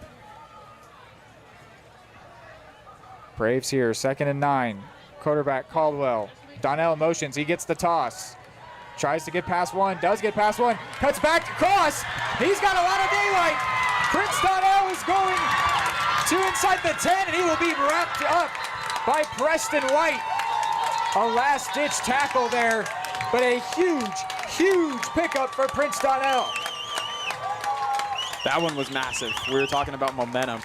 I didn't say it pre-snap, but I almost mentioned if the Braves were going to get back into this game and have one of those really successful drives, they were going to have it here. There's not a flag, is there? Holding on the offense. Oh, no. Another big play for the Braves is taken off the board. And I'm also noticing a couple different Braves players coming up a little gimpy after that one, including the quarterback Caldwell. But that's also just going to make their heart limp. A second huge play taken away by holding. That just is a heartbreaker. Well, in hindsight, we likely should have seen that, just because usually when a play reverses back to the other side of the field and a gap opens up, it likely means there was some kind of pull or tug to open the gap. But man, as you said, the heart has got to just be crushed right there for the Braves. That was massive. Best play of the day. And now Dalton Caldwell finds himself in familiar territory he doesn't want to be familiar with, which is him talking with the trainer. So that means Ezekiel Gray will go back in at quarterback for the Braves. And I hope that's not a completely separate issue for Caldwell. Looks like it might be a re-aggravation of the shoulder. Yep. We'll see what Gray can do on what is now 2nd and 19. Hoping it's minor for Caldwell, of course. McConico out wide on the right side. Donnell in motion. This time it's a gift to Fungasha. He has room. Fungasha into Cardinals territory. He picks up the first and a whole lot more. This is different. We talked about the battle of the trenches, how significant it was going to be early on for teams to win that battle up front, open those gaps up at the point of attack. Early on in the first half, it was the Cardinals winning that battle. Early on in the second half here, seems to be all orange. I really like the different attacking angles they do out of the same formation. Sometimes it's a throw, sometimes it's a give to Fungasha, sometimes it's a toss to Donnell or an RPO, sometimes it's a keeper for the QB or he can roll out. I love the different things they're showing from this same formation here, which is one wide. It's proven very versatile, and that's keeping the Cardinals defense uncomfortable. Here's a 1st and 10 in Eudora territory. Again, the motion man. This time Gray keeps, and he will be met quickly and wrapped up by a couple different tacklers. Yeah, and they were ripping at the ball there. Cards defense. Some of these and Clobes in on the tackle. Yes, some of these defenders have got to be getting a little bit antsy. I mean, especially as someone on defense, especially as someone on the line, you don't love seeing long running plays because that likely means something went wrong on the defensive line, whether an assignment was missed or somebody went the wrong direction or miscommunication. I don't want to say those guys take that personally, but it definitely puts a chip on the shoulder of I want to do a better job of closing that gap up and making sure the running back doesn't have that kind of room. So the Braves, 2nd and 7 here. Again, under center is Gray. Fungasha the back. This time, no motion man. Gray rolls out, eyes downfield. He tries to cut up and keep it, but he will be brought down for a loss. In on the tackle was Garrett Golay, and now he's unable to put weight on his right leg. He does get to the sideline, so there won't be a timeout in the game. But Garrett Golay tried his best to continue on and just could not put any weight on that right leg. Hopefully it's just a cramp for him. Yes. Yes, as short as the season may seem, we are still early. Just 2 games in, about halfway through that second full-speed game. Still certainly within territory for players to be finding bits of their conditioning that may not be completely up to 100% yet, so hoping that's all it is. So 3rd and 11 after the tackle for loss by Golay. Donnell in motion. Did he lose the ball? He did! Scooped up here. It's nice. Did he score his 2nd defensive touchdown of the game? That's exactly what he will do. Riley Nice having a more than nice day. That's not common that you see a defensive player get 2 touchdowns in the same day, in the same game, in 2 different ways. He's gotten 1 on special teams, 1 on defense. Unbelievable execution and explosiveness from the Cards defensively today. A 50-plus yard return there for Riley Nice gets him his 2nd defensive touchdown of the day. Hopefully you had Eudora defense and special teams on your high school football fantasy teams. As the Cardinals into the end zone for the first time here in the second half. I have a feeling there's some ethical concerns to a high school fantasy football team. I'm not actually encouraging it to exist. I'm just, you know. Anyway. If you had plus 1.5 on touchdowns. Kick up and good from Dunback. It's 35-0 for the Cardinals. After a huge return by Riley Nice, the Cards capitalize and they score first here in the second half. At Kansas Insurance, we know one size doesn't fit all. In fact, our whole mindset is based on customized policies for you and your families. We're local, and we do what we do because we care about you. Think of us as brokers for your insurance needs. Working with Kansas Insurance gets you the award-winning service and attention to detail that only an independent agency can provide. All across Kansas, we're here to help you manage and plan for all types of risk. Contact a local agent today. Kansas Insurance. Local, independent, serving. Are you looking for a trusted partner in pet care? Look no further.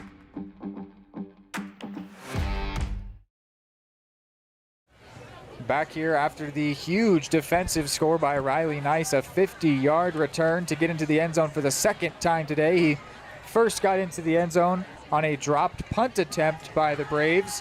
And this one, it was a dropped snap by the backup quarterback, Ezekiel Gray. And Nice took it, and he still had a long way to run. But he found his way to the sideline and turned on the Jets. He was not going to let anybody take that 2nd score away from him. A special night for Riley Nice, getting into the end zone once again here in his junior year. This will be a game he'll tell his kids about, I have no doubt. Going to be a kickoff here for Dunback. And he'll go for a shorter kick. It'll bounce at the 20 and then be fielded. Cutting upfield. I think this is McConico. And he will be wrapped up and brought down by Marks right at the 40. A big return there. Fiery start. It was McConico, the receiver that had his touchdown taken away earlier. And now he's going to limp off the field. Well, at least limp to the huddle. He'll try and continue on here. So it'll be 60 yards to go for the Braves, as they will look to still try and get that 0 off the board.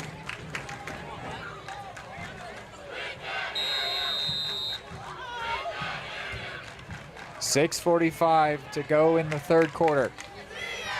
Still Ezekiel Gray. Gray hands it off quickly to Fungasha, who's met immediately by Riley Nice.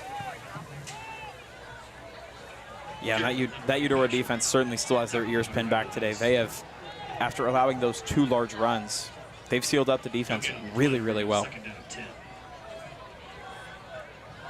The Braves did have some momentum going on their last drive, but the fumble always going to be a killer when the other team picks it up, especially when Nice is able to pick it up behind the entire offensive line and just take off. Well, and you and I felt it last week a bit when we were in Topeka for that Hayden Wildcats game, especially when you have a good drive going and then something goes wrong. It's just so deflating to the morale.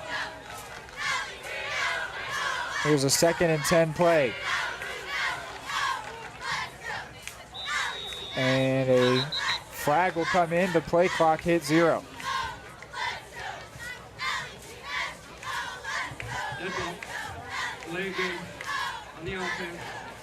So that will back up the Braves 5 yards.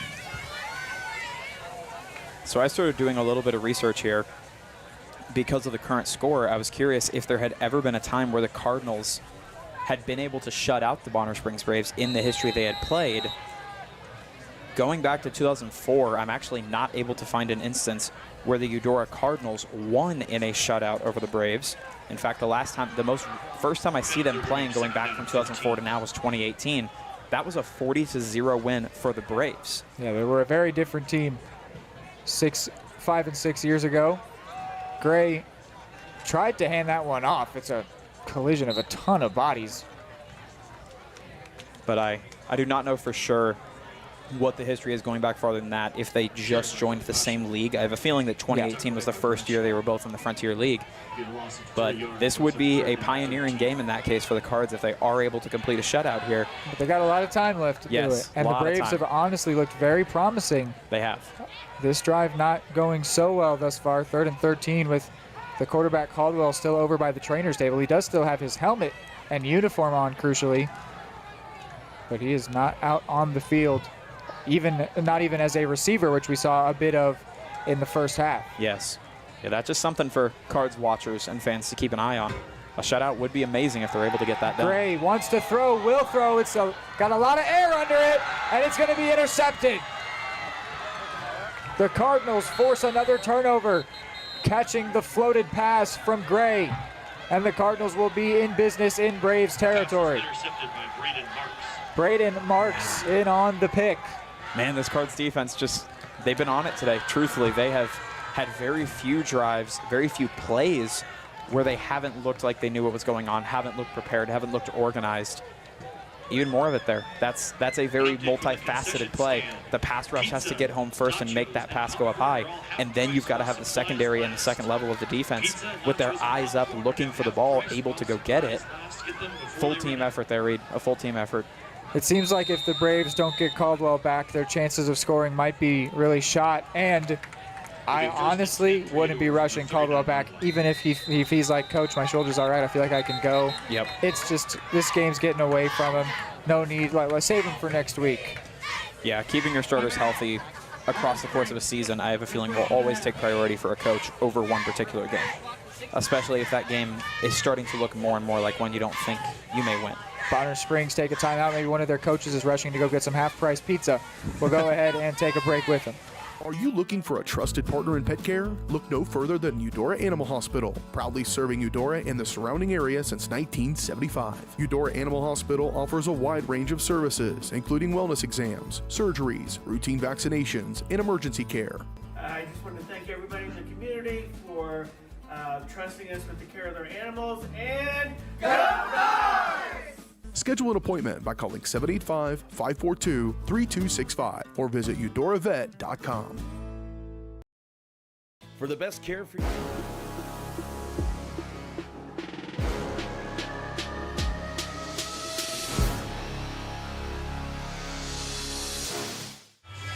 Back out of the Bonner timeout, 35-0 our score. And the Cardinals with the ball following a Braden Marks interception. Another one of their captains making a big play. See what they can do now on offense. Looks like it's still Cy Thomas at QB. Thomas pitches this one to the back. Got a head of steam. Is that Duncan? That is. Keelan Duncan was moving quick there once he got that ball. Yeah, and he did a good job. Sound as the running backs do, to make a cut to his left, missed the first tackle, cut to his right, almost completely missed the second one. Just caught an ankle and tripped him up enough. It's still a significant gain. And this two-headed running back tandem from the Cards is really significant, I think, for a couple of reasons. Not only two different threats, but it also keeps both running backs fresh. It keeps both of them significantly more endured than if it's just one. Thomas gets the handoff to Moody, who's still going. Grayson Moody making men miss, and then gets thrown down like it's a WWE match at the 18-yard line. Corey Williams in on that tackle. I mean, we saw players hanging all over Grayson Moody last week. This season may be a fun exercise of the various methods that are required to bring a full-strength Grayson Moody to the ground. He just threw a 175-pound back around like it was nothing. Correct. It's the methods of approach for a full-speed Grayson Moody are slim to none. Not a lot of reliable methods to get that guy to the ground. Julian Otis is taken over as the primary receiver in place of where Preston White has normally been. Motion to the right side and a give here to Moody. Moody cuts in and scores. And then a late hit there. After Grayson Moody was into the end zone, there's going to be a flag on that late hit. A touchdown for the Cardinals. It's Moody's first of the day.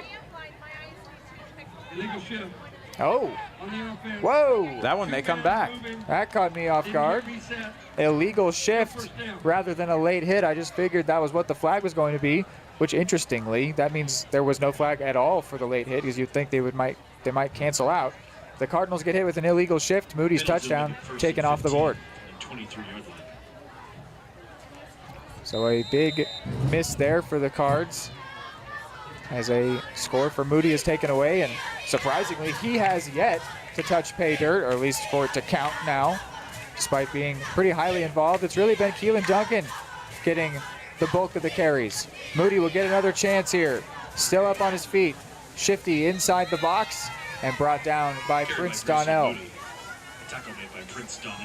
Yeah, I talked about it briefly with the Braves, where not only does a team feel like they deserve to score points on a given possession, especially a possession where they've already had a successful touchdown, even though it didn't come off on the board.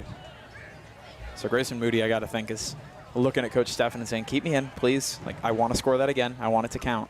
It was an 8-yard pickup on that one, so it gets it back to 2nd and 7 after the penalty. It's very manageable. Moody the main back. Otis out wide. Thomas the quarterback. Gives to Moody. Moody cutting in, cutting back now. Spinning, still up. And now brought down. Looks like he got the first down before being put on the ground. It's been really impressive to me through the almost 2-game sample size we've had this year. Grayson Moody looks to be significantly bigger, and you would take it stronger, than he was last season. Last season, one of his biggest upsides was his vision, his ability to get between tackles effectively, not waste a lot of space and movement. It's really impressive to me that despite how much bigger and faster and stronger he looks, he's still got that vision. He's still really good at slipping through tackles as if he's a significantly smaller back. Yeah, he's elusive and he's strong. It's a dangerous combination for a defense. 1st and goal here from the 7. In motion is Duncan. Thomas with the toss to Moody, and Moody had to go to the ground just to make sure it didn't turn into a fumble. Veteran savvy there, veteran play. You don't ever want to take a negative loss, of course, but the recognition from Grayson Moody that if he were to stay up, you're taking that hit likely from a low shoulder, standing up completely tall, a lot more risk than it's worth at that point. So now it's an and goal down, but they're out of, or they're behind the 10-yard line. 11 yards to the end zone. Maybe an opportunity to see what Julian Otis is made of. Could be. I think they're pretty dead set, though, on giving these carries to Moody, as they will do once again. Cutting to the left side. Now back in. Did he fumble? Did he fumble? No, he got in. Excuse me. I thought I saw the ball come out. Me too. Don't know what that was. Maybe he lost a helmet. I don't know. And he's down. There's an injured player in the end zone. We do have a touchdown here. Officials timeout for an injury on the field. I think it maybe was a helmet. I'm unsure. But it is a Grayson Moody touchdown, and they'll call an officials timeout. So we will leave just for a second and come back, but the Cardinals have scored. For the best care for your pet, choose DeSoto Veterinary Clinic. Dr. Matt Fair and his team are dedicated to providing high-quality medical care with compassion and a personal touch. They treat every pet as their own, ensuring they receive the attention and respect they deserve. For routine checkups, testing, vaccinations, chiropractic and acupuncture care, or surgical services, you can trust Dr. Fair and his team at DeSoto Veterinary Clinic. Call 913-585-1115 to schedule an appointment today or visit DeSotoVetClinic.com. Charlie was born at LMH. We had a great team of nurses. Not only did they check in on us regularly, they always asked if we had questions, always made sure that we understood what was going on. I cannot say enough wonderful things about the labor and delivery, family birthing, and mother baby care team at LMH Health. We had to put our entire trust into their hands, and just everyone was so friendly and so supportive. At Fort Scott Community College, we understand that a scary part of figuring out your future isn't only answering the question, what should I do, but where do I belong? Maybe you belong here, preparing for a career in healthcare as part of Fort Scott Community College's nursing program. Or maybe... All right, well, it was a Bonner Springs player down hurt in the end zone. He has since been able to come off. Actually, it looks like it might be Ezekiel Gray.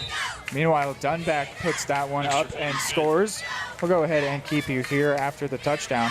I'm looking back at replays here in slow motion, trying to figure out what happened on what I initially called to be a fumble. It really looks like it was. Trying to figure out if it was a piece of equipment of some kind or even something that flew across the screen maybe, because you and I both watched it and definitely thought something. I was thinking maybe Moody fumbled and it just bounced right back to him.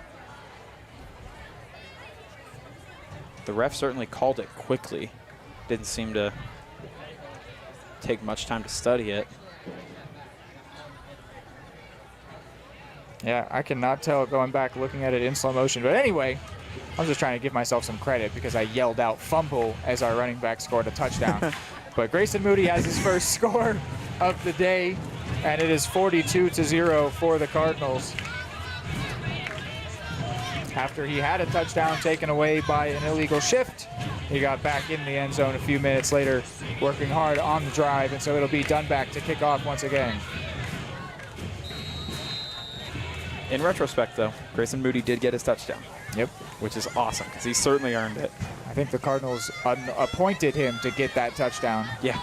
Touchback here on the Dunback's kick. Kickoff is in the end zone for a touchback. A minute and 2 to go in this third quarter. The Braves have looked less and less likely like scoring, and I think it was Ezekiel Gray that was down hurt, which would leave them to their third string quarterback unless Gray can keep playing. I do think the absence of Caldwell is extremely significant, though, for what the Braves' odds of scoring seemed like today. I think missing that mojo on offense is much more significant than we initially thought it was. Yeah, Caldwell is not out there, and neither is Gray. See who goes under center here, as we will be to the third string quarterback.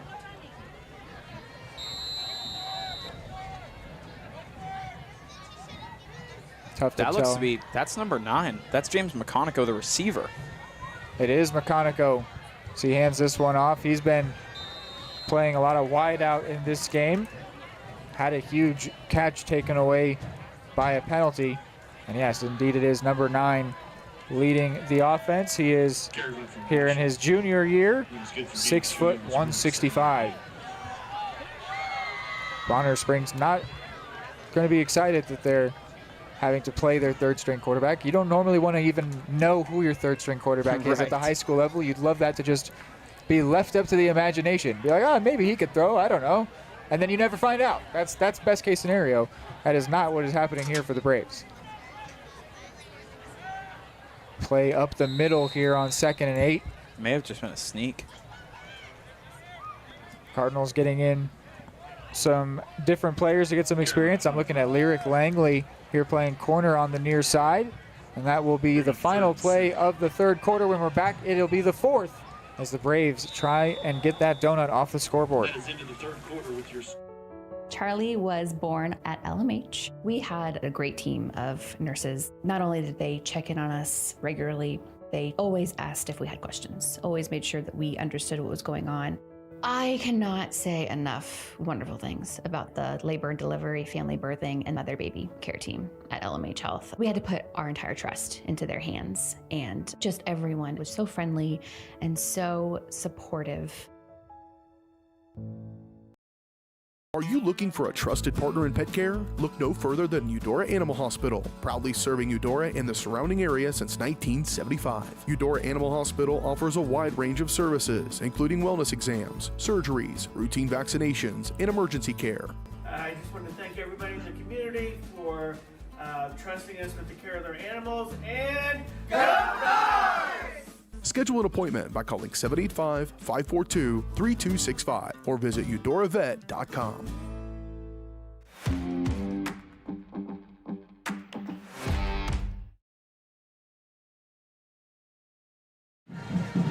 All right, fourth quarter getting underway here.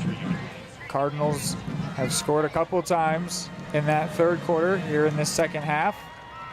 The Braves have been looking to try and get on the board. We mentioned that it's quite possible in the history of this matchup. The Braves have never been shut out by the Cards. Cardinals trying to do that here and give a real emphatic response after the loss to Hayden High School. A throw looks like from Gray, so good to see him back out there. His pass will fall incomplete, looking for McConico. Just a little bit behind him. Did look like a miscommunication and not Gray struggling to put the ball in the right spot, which is a good sign. A couple more little adjustments over on the Braves side. Harper coming in. Yeah, 4th and 7 here. They'll probably just look to punt it away.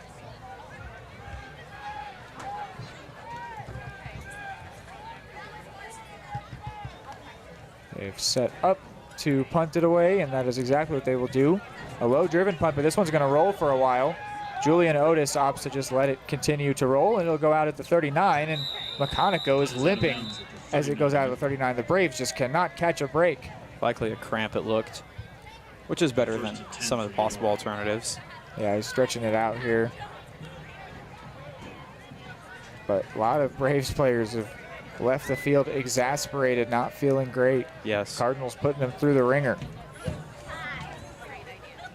It's the way, philosophically, these pretty run-heavy teams tend to operate, is under a philosophy of, we know that if we can run the ball well early, it's going to pay us dividends as the game goes on, because it just wears on an offensive line. It just wears on a defense to have to protect those gaps soundly over and over and over, to where you get to the fourth quarter and everyone's gassed.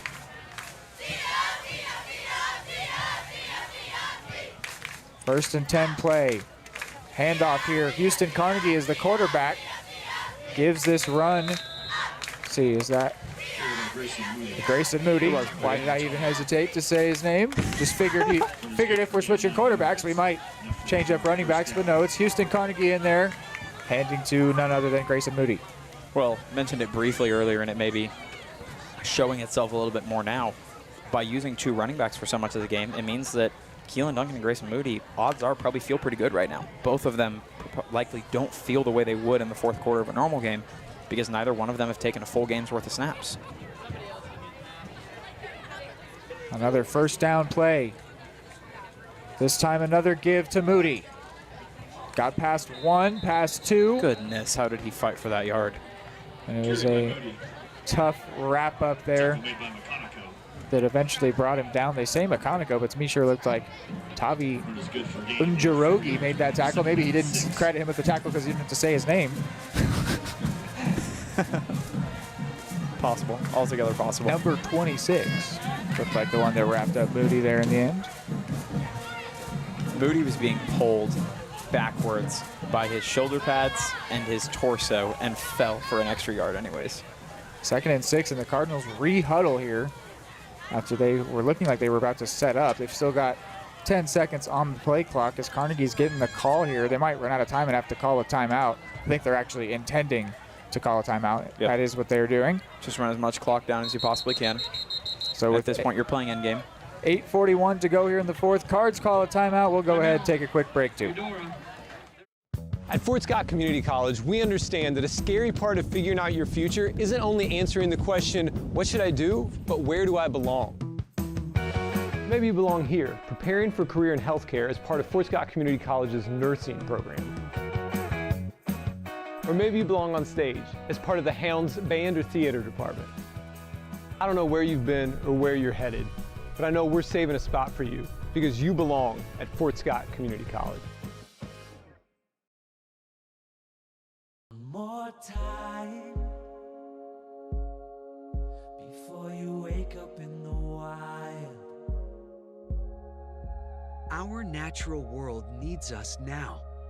Step by step, side by side, together, we can find a way to ensure that all life on Earth can thrive. To learn more about how you can help protect and conserve nature, visit nature.org. Okay. Back here on 2nd and 6. A give here. Cardinals look like they are switching up the personnel, as this is a give to Jaleel Stratton by quarterback Jay Noble. So they are switching up the depth chart, getting some new reps for guys in the final 8.5 of this game.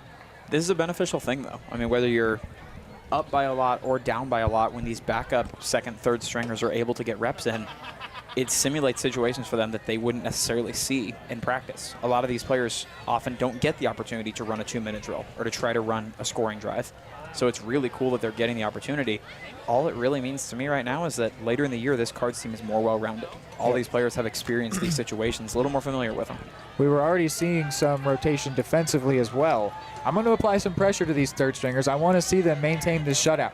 I don't want them to let that go, which could certainly happen as they're going to be facing some starters. This one on the ground initially, picked up here by Jarrett Phillips, and he's going to get the first and more. What a great play there by the senior. It's a rare instance of a player having to stop and essentially reverse field, actually getting positive yardage out of it. Don't know what actually went wrong in the backfield there. Looks like a ball hit the ground to me. But Jarrett Phillips scooped it up and gets the first down and more. That's the other aspect to it, is when players come in who haven't been in for the whole game. Coordination on the snap can be a little bit weird because you don't have the same level of knowledge of how you guys communicate, how things roll. So there's always a little bit of an adjustment period to it, but Cards making the best of it. They are inside the red zone at the 18-yard line here, 1st and 10. Noble takes the snap. Quick handoff to Stratton. Stratton got past one and then brought down. Carry by Jaleel Stratton.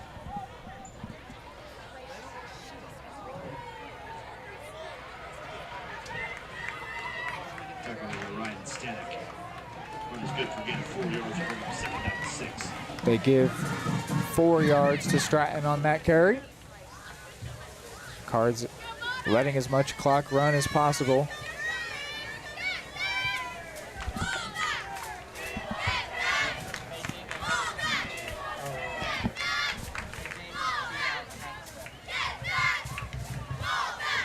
Cards letting all the clock, all the time run off the play clock. Here's a toss to the back, Stratton. He's going to the end zone and he will score, but a flag is down. A flag thrown where Stratton was running before he turned the edge and scored. Actually a string of them, 2 flags. Holding on the offense, 10-yard penalty, replay 2nd down. So the Cards have another touchdown taken off the board by a holding penalty. That will be something Coach Steffen will not be happy with this performance. There's a lot of good to take away. But in the end, this really was a team they were expected to beat. It's good that they're doing that. But the penalties is beating yourself. And you know, if you do that against a team like the Braves, generally the Cardinals have been able to get away with it, which actually has been down to some really impressive plays that they've had that happen. Yes. But if you're doing that against a team like Hayden or Spring Hill or anything like that, you will not be able to get away with it all the same. So that's something that he will definitely want to see his team clean up. I mean, the next 2 games on the Cards schedule are Spring Hill and Ottawa. Yeah. And then you get Lewisburg, who was extremely tough last year as well. Those are 3 straight games, I'd say, where all 3 of those teams will punish you if you make those mistakes. All 3 of those teams will capitalize on opportunities you give them, for the most part, because Ottawa did get beat by the Cardinals last year, but it was an extremely tight game. And the Cardinals have been fortunate to get away with it thus far in this game. They will take their 2nd timeout, and we'll go to another break. At Kansas Insurance, we know one size doesn't fit all. In fact, our whole mindset is based on customized policies for you and your families. We're local, and we do what we do because we care about you. Think of us as brokers for your insurance needs. Working with Kansas Insurance gets you the award-winning service and attention to detail that only an independent agency can provide. All across Kansas, we're here to help you manage and plan for all types of risk. Contact a local agent today. Kansas Insurance. Local, independent, serving you. More time.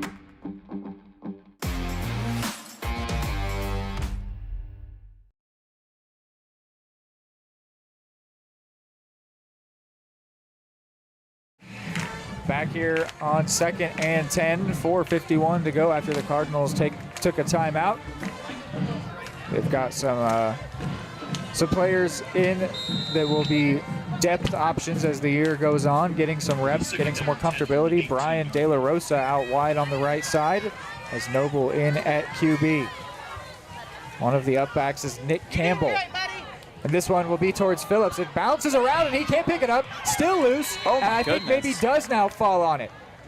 What a crazy sequence of bounces that was. There was a play earlier where Phillips had a loose ball and he picked it up and went for a gain of more than 15. That time it looked like it was going to be a similar play, but he just completely bobbled it.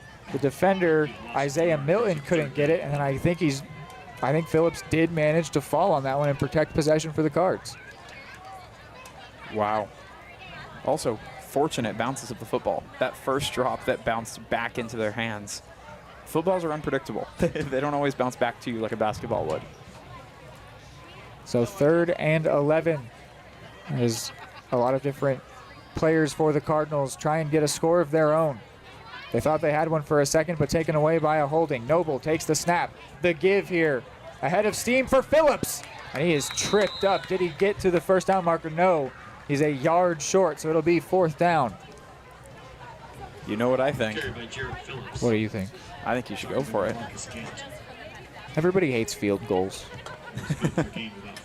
Special teams deserves love too. Give me field goals. I want field goals. I don't want 50 points. I want 45 points. No, really, I don't want 42. I want 45. I don't want to see them mess it up. Recorded special teams. I understand. They're getting reps here for these guys, and so they will go for it on 4th and 1 here at the 10-yard line. Noble under center, takes the snap, gives to Phillips. Phillips has the first and more, and he is in. Jared Phillips with a touchdown. So cool to see these usual non-starters out on the field being able to get significant playing time and even get scores. As you made the analogy earlier for Riley Nice of telling his grandkids about the plays. These guys will always remember scoring varsity football touchdowns. Phillips here in his senior year. Yeah. Able to break through and get into the end zone. Had a nice improv play earlier on the drive. And now Dunback will look to put up another PAT here. I won't say the stat I was going to say. He hasn't missed one today. Now you can. He hasn't missed one today. I love how universal that is amongst all football fans, where we don't know if it actually does anything. There's no way it does anything, man. Right. Let me just say it. He hasn't missed a kick, and if he does, it's not my fault. We don't know if it works. It seems to, I mean, why would it? But every single, I know all of us have been watching a football game before, and we've all said, he never misses a kick. This guy's amazing. He never misses a broadcaster. A kick. And he's missed a kick. It happened to us last year. And we all go, that was us. Maybe like going forward, you could only say the negatives. Be like, he did miss a PAT last week. It was blocked. And he nails it. Right. Yeah. And then it's like, oh, wow, didn't see that coming. He did miss one, but it was negated by a penalty. He got out of jail free. I think I've spent a lot of time on a microphone, and I think that was top 3, like, most bad I've ever felt on the mic. Was you and I talking? We were talking about a PAT last year, and I believe it was missed. As you said, no way it does anything.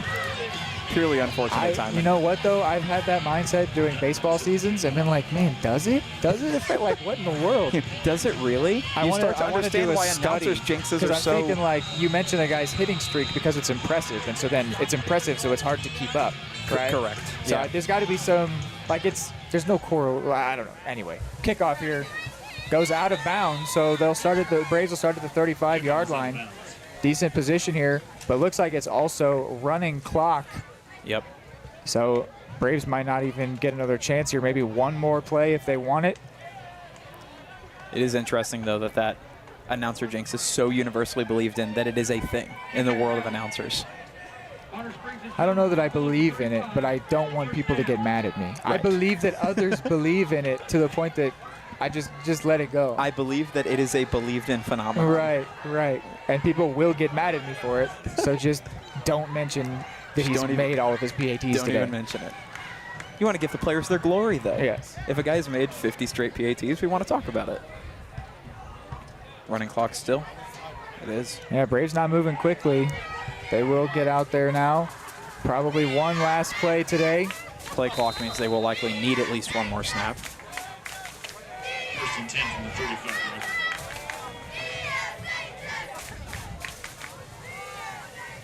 Looks like they've got a different quarterback in there too. Believe it's Carter Went, freshman. Sends a player in motion, and it's a give up the middle, and it will be shut down and brought down by Colby Hoover. And that will be the final play of the game. So the Cardinals do get a defensive shutout on the road, no less, against the Bonner Springs Braves. A really complete, well-rounded performance.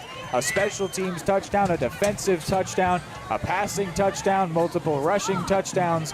Really, really well-rounded game for the Cards. A fun game for the Cards. A good bounce-back performance after the tough loss against the Hayden Wildcats. But I feel like they did apply a lot of the lessons, specifically special teams, a really good improvement. But we can talk about that and more when we're back on the post-game show after this one. Keep it here on Eudora Sports Live. Are you looking for a trusted partner in pet care? Look no further than Eudora Animal Hospital, proudly serving Eudora and the surrounding area since 1975. Eudora Animal Hospital offers a wide range of services, including wellness exams, surgeries, routine vaccinations, and emergency care. I just want to thank everybody in the community for trusting us with the care of their animals, and go Cards! Schedule an appointment by calling 785-542-3265 or visit eudoravet.com. More time before you wake up in the wild. Our natural world needs us now. Step by step, side by side, together, we can find a way to ensure that all life on Earth can thrive. To learn more about how you can help protect and conserve nature, visit nature.org. Your home for live, local sports. Varsity Sports Live delivers professional level coverage with high-quality video and broadcasters that know your schools and community. Touchdown, Tonganoxie! With the support of local businesses, you never pay to watch varsity sports. Live, local, free high school sports coverage. That's Varsity Sports Live. Grass gets it away. Moore's down the middle, and he makes the catch in the end zone. Touchdown, Trojans! Keep up with the action at varsitysportslive.com. Live, local, free high school sports. Charlie was born at LMH. We had a great team of nurses. Not only did they check in on us regularly, they always asked if we had questions, always made sure that we understood what was going on. I cannot say enough wonderful things about the labor and delivery, family birthing, and mother baby care team at LMH Health. We had to put our entire trust into their hands, and just everyone was so friendly and so supportive. At Fort Scott Community College, we understand that a scary part of figuring out your future isn't only answering the question, what should I do, but where do I belong? Maybe you belong here as part of Fort Scott Community College's John Deere Tech program. Maybe you belong here as part of the perennial playoff-bound Greyhound baseball team. I don't know where you've been or where you're headed, but I know we're saving a spot for you because you belong at Fort Scott Community College.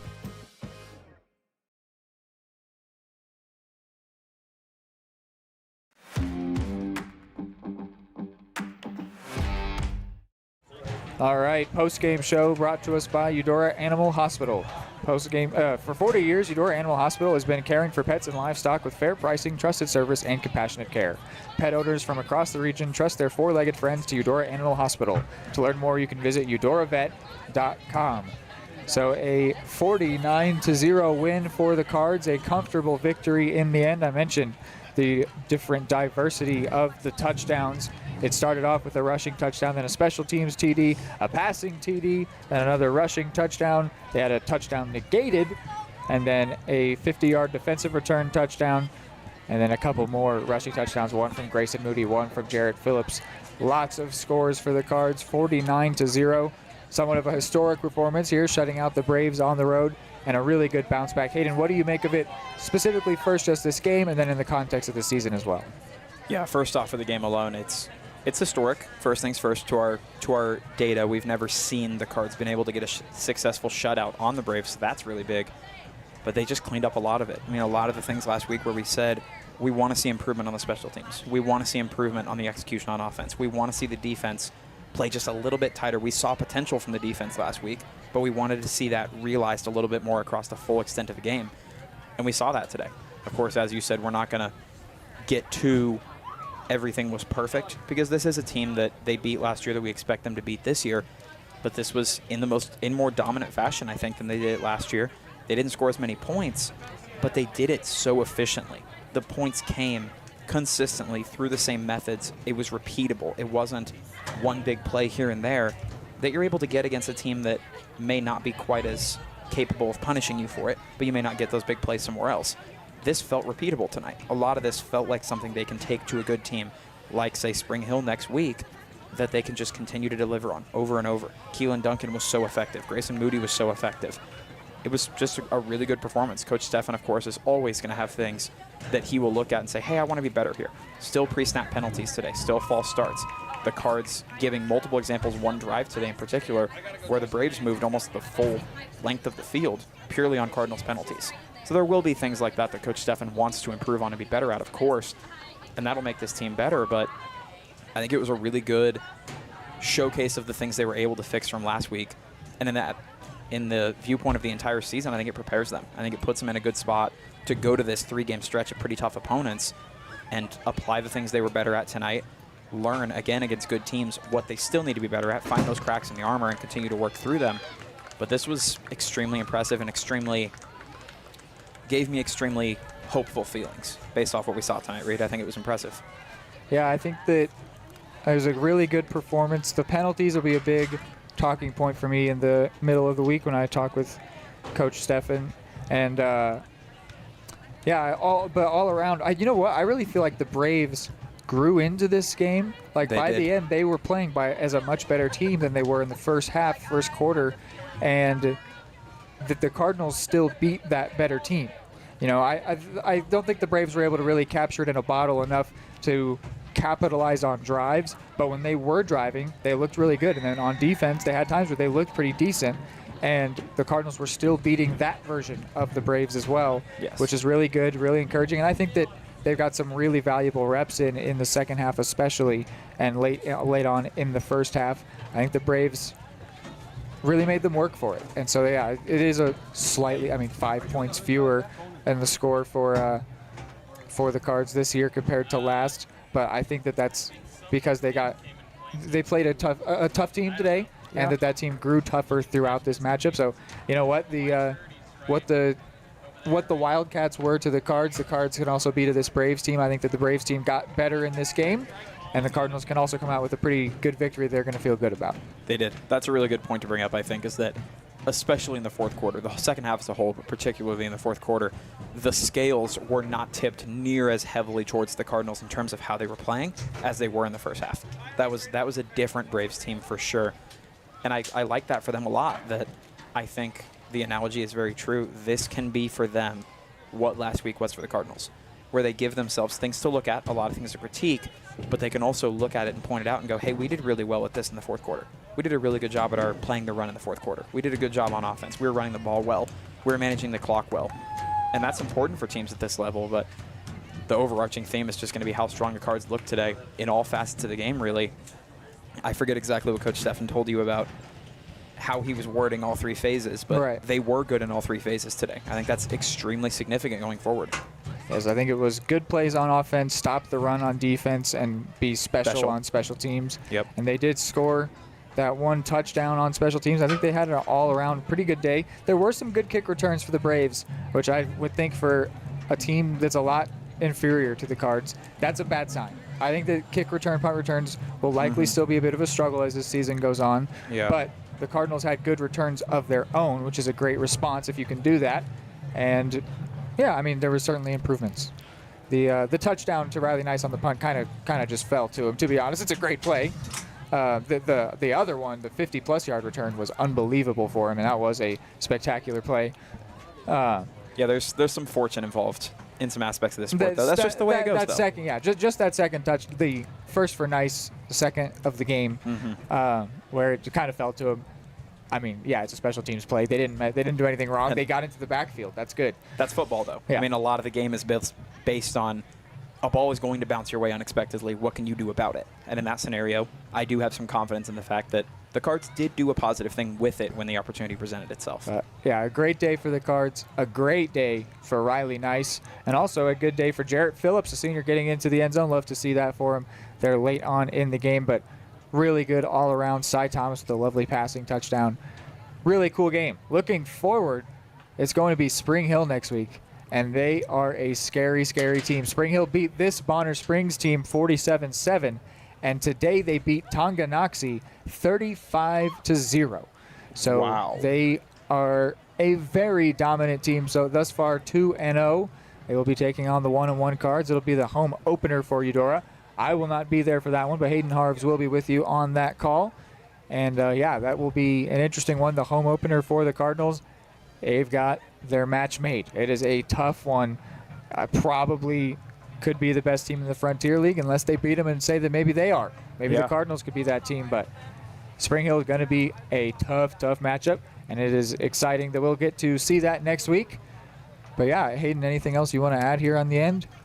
Not a lot. This is a fun day on the call. This facility is beautiful. Fan section was awesome. It's a fun place to be. I see why you spoke so highly of it last week. Happy 3-year anniversary to Eudora Sports Live as well. We've completed 2 full years. We have embarked now on the 3rd year of Eudora Sports Live, back at the same place where it began. Appreciate you guys tuning in, and also local businesses sponsoring us and keeping this thing going, keeping it possible. Hopefully you can keep going for a long, long time if we can get your support. So, yeah, for Hayden Harves on my right and Reed McAvoy, appreciate you guys. Go Cardinals, and good night.